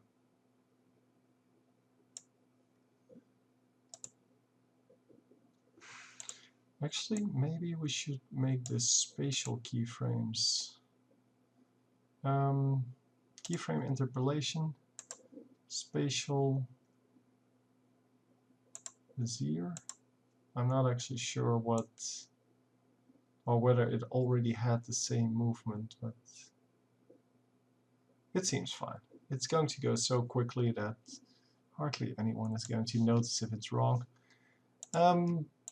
That doesn't mean that I don't want it to be right. It just means that I want to get a move on with this, because we're kind of getting into the very late stages. Well, my tutorials are mostly too long. I understand that. But yeah, if you want to learn how to do these things properly, I can't really explain it in like 2 sentences. You just have to understand how design works. And we're not nearly done because we don't have color yet. We need a background. Well, outside of making these layers, which is not a lot of work anymore. But just the overall design is the most important thing. We've done that, but then you have to finalize it as well. And there's just a lot of work. Anyway, which ones are these? It's this one, I think. I'm assuming. So yeah, let's make something a little more interesting out of this. Let's make it up until 908. Go here, position, rotation. I want to try something with the rotation here. That's why I'm setting them to this. So minus 180. And position. Yeah, I want to move these inwards. Maybe I shouldn't do position, but hey, whatever.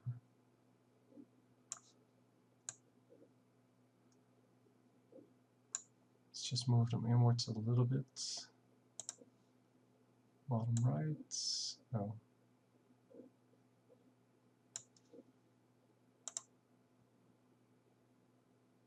Actually, are they all wrong?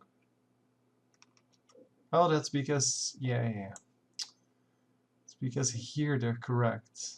Yeah, and I rotated them.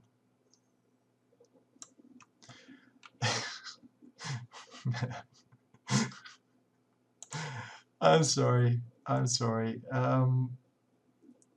This one should have been fixed already. Why is it now no longer there? Well, whatever.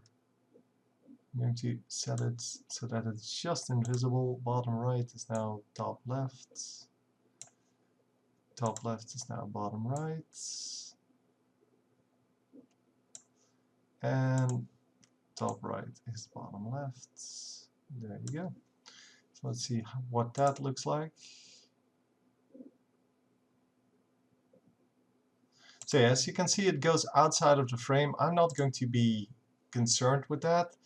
But if you want to use this in a smaller form, then yeah, you need to fix that. I'm going to call it like OK.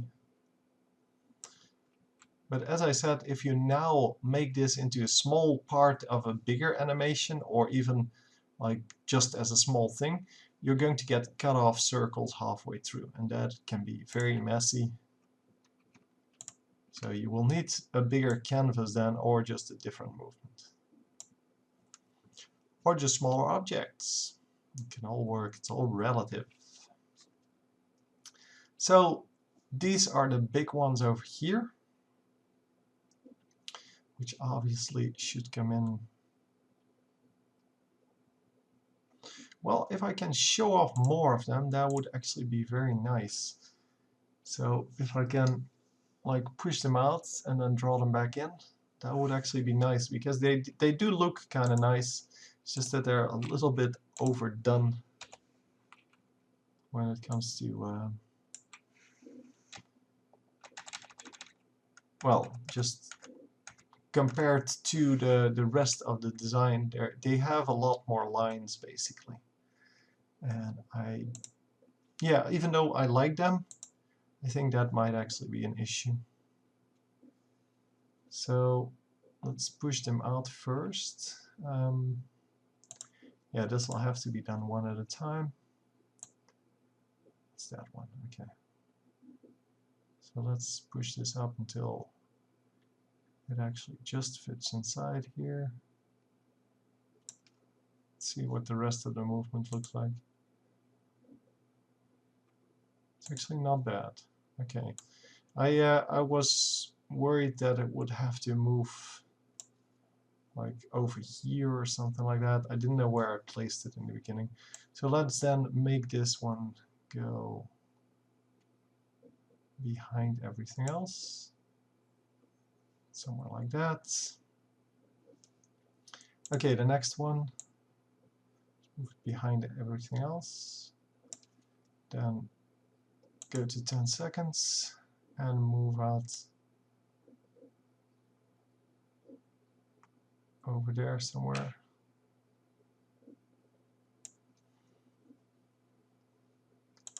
Next one, move it all the way out.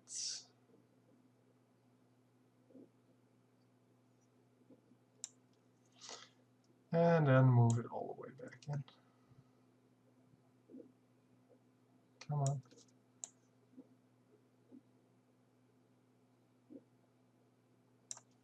So yeah, and then the last one, move it in. And then move it out.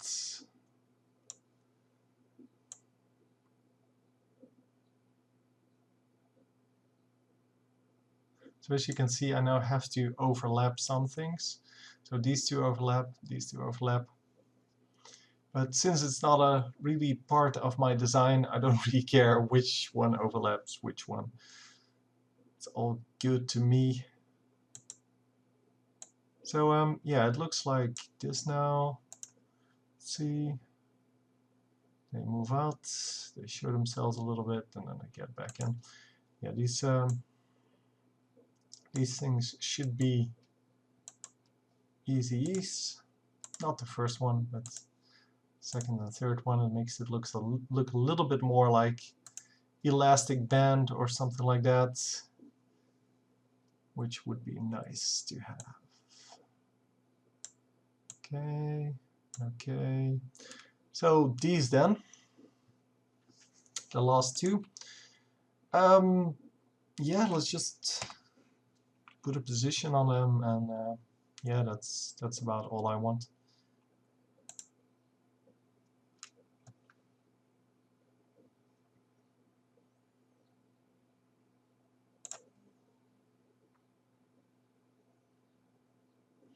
Okay, let's put this into position at 11 actually. I was thinking about what I could do with this, but I think all we need to do for the moment, just make sure that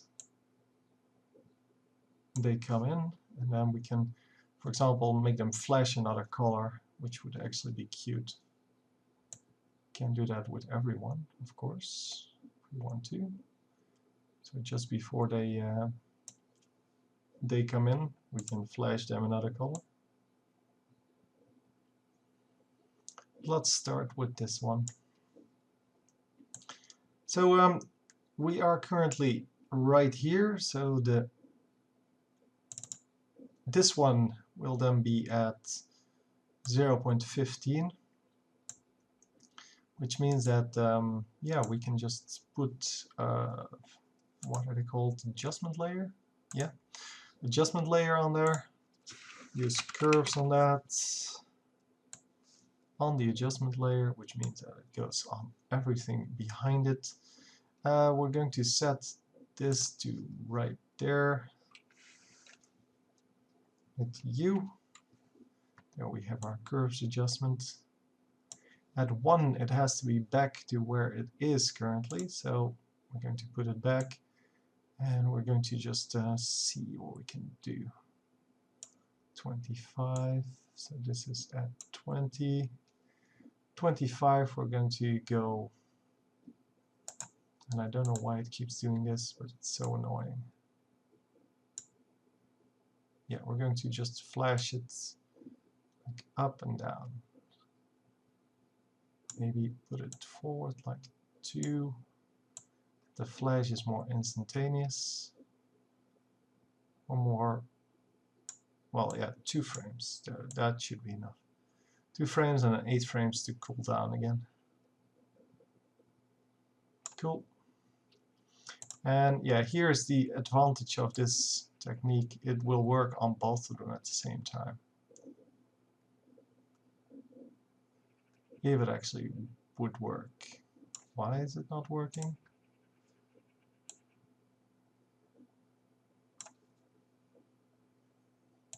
Comp 1. Oh, they are. It just didn't show at all. There it is. So it works on both of them at the same time, and I think we can actually do this on every single one of them, because I think it's a cool effect. So we can just say, like, yeah, on this one, let's paste this in here. And as I said, the timing is already, yeah, the mid button is not getting that. The timing on everyone is just to have, well, at 0.1 sec or 1 second, they're all finishing. So you can post or put this on 1 second, and it will immediately work, and it will even work with this timing. So let's see. Not the mid button, but the circle can definitely use it. Oh. So that's the mid circle. Like center circle.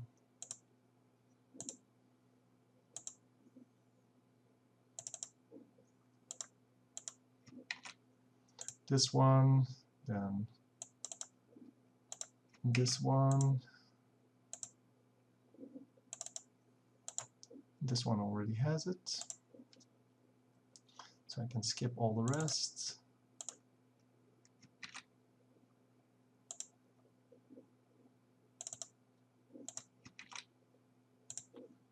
And then second 4.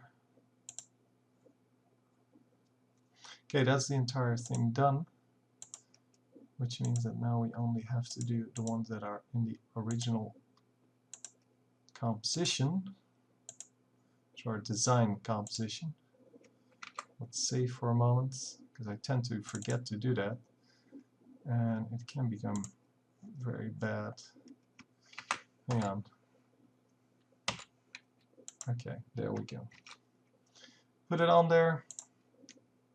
Outside right. Okay, so these need to be done one by one. This one already has one.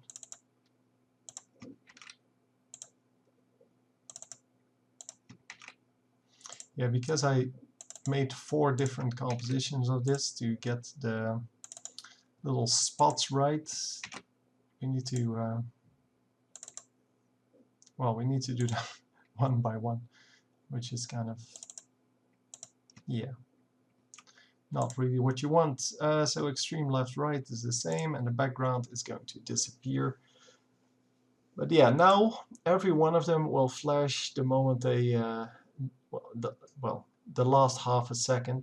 So even the ones that that are moving still, they will still flash.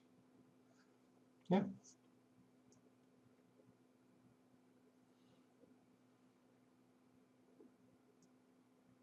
There they go.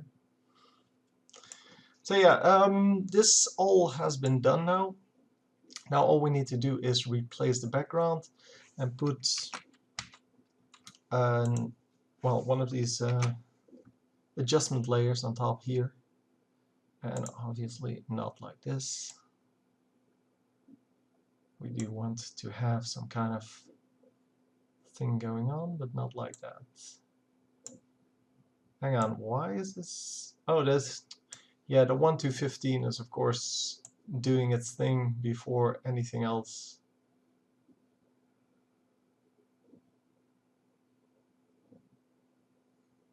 Okay, yeah, it seems correct. Let's just call it that. These are going to be our colors in a moment, but first we are going to replace the background with the color correction. No, generate, sorry, with the 4-color gradient, that's what it is. And we're going to just pick 4 gray colors because we want the background to match our foreground. Well, not match it, but at least color with it. And yeah, no, come on, give me the effects controls. So I want this to be in the top probably, this in the bottom maybe, somewhere. It's a little bit too dark.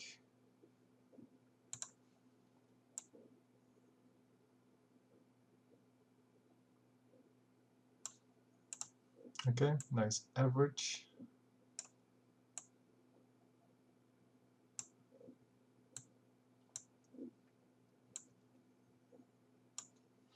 Okay, this seems okay.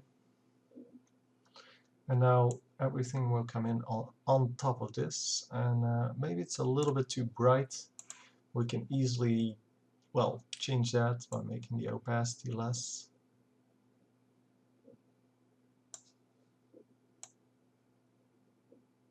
Okay, do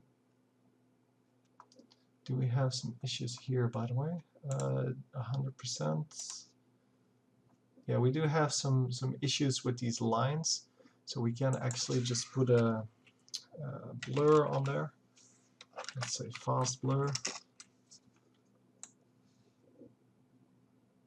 and put that after the 4-color gradients.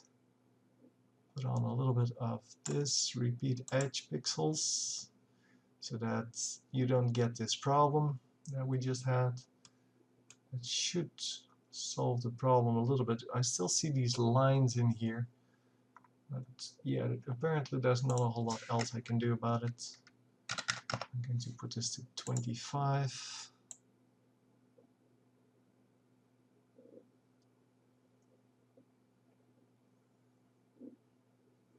Okay, let's put some color in it. This is the entire design. Let's go mix some colors. Red is probably the one thing that I shouldn't put in it.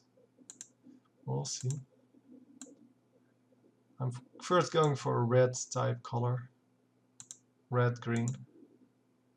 Maybe a little less green. Maybe something like this. This is kind of equal to what I had. Pull it out a little bit. I think I need to make it blue.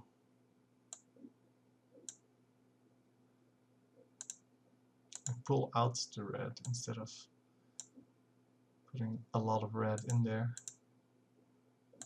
Maybe a little more green.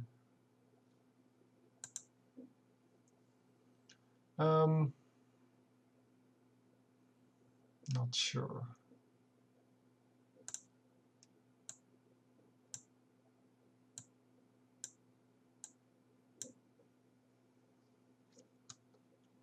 Background is still a little bit light here. So let's pull that opacity back.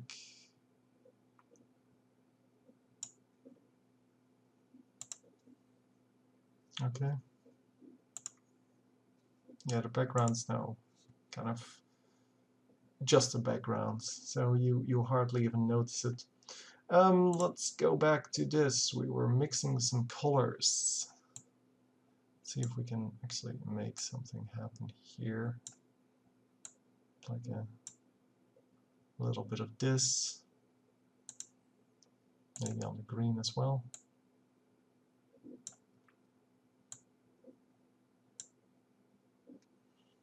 And then we get some different colors. We can in fact pull back part of it. This is called a contrast curve, by the way.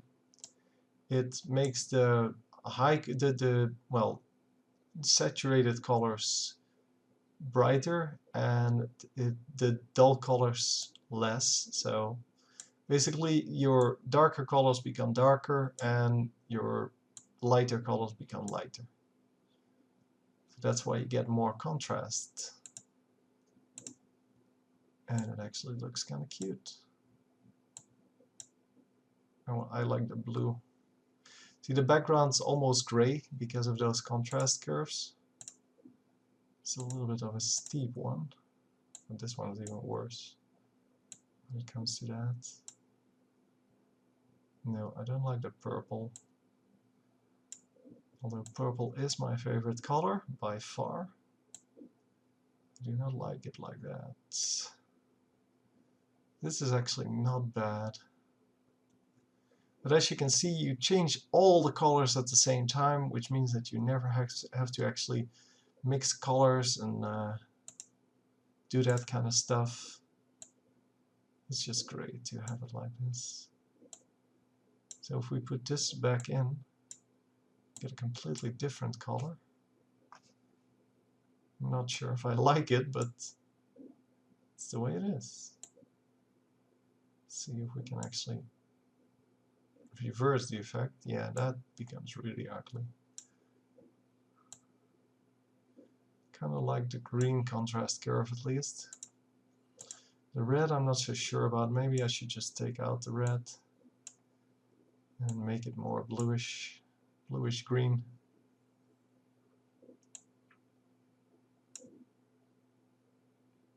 I still like the white dots that we have here every now and then. Like,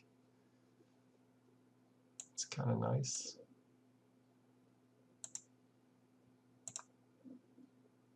Could actually pull out some of the blue of those so we get more green and red in those. Let's pull some green out of it as well.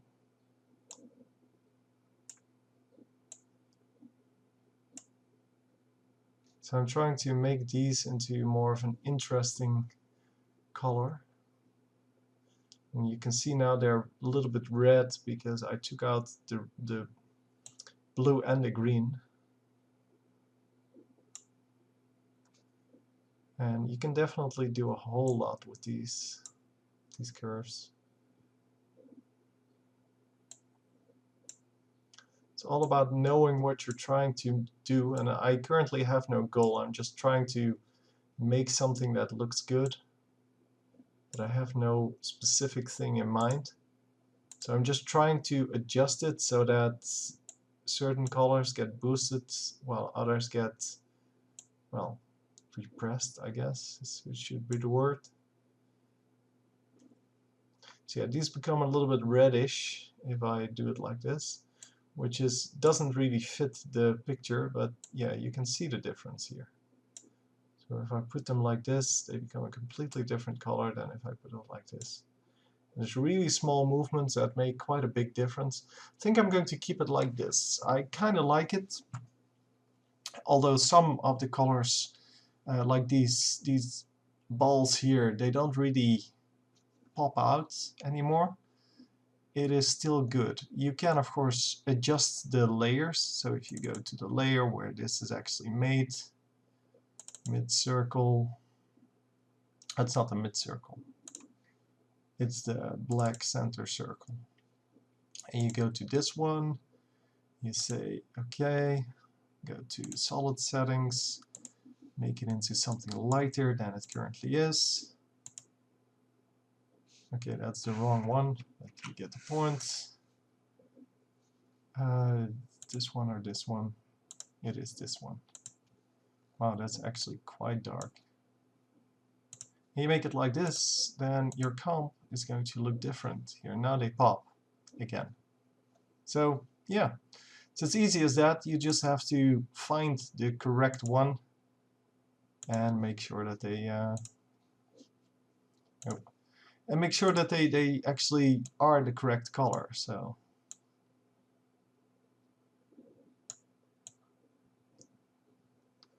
for example, if I make this bright white, that will make a difference here. You can definitely see that. And now the white actually works because I was having some issues with the popping effect, the contrast basically.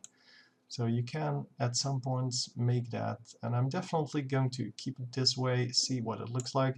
The background now turned into some kind of greenish blue or bluish green, whatever, which kind of contrasts with the foreground, but they're still part of the same family, so they do fit together, which is nice.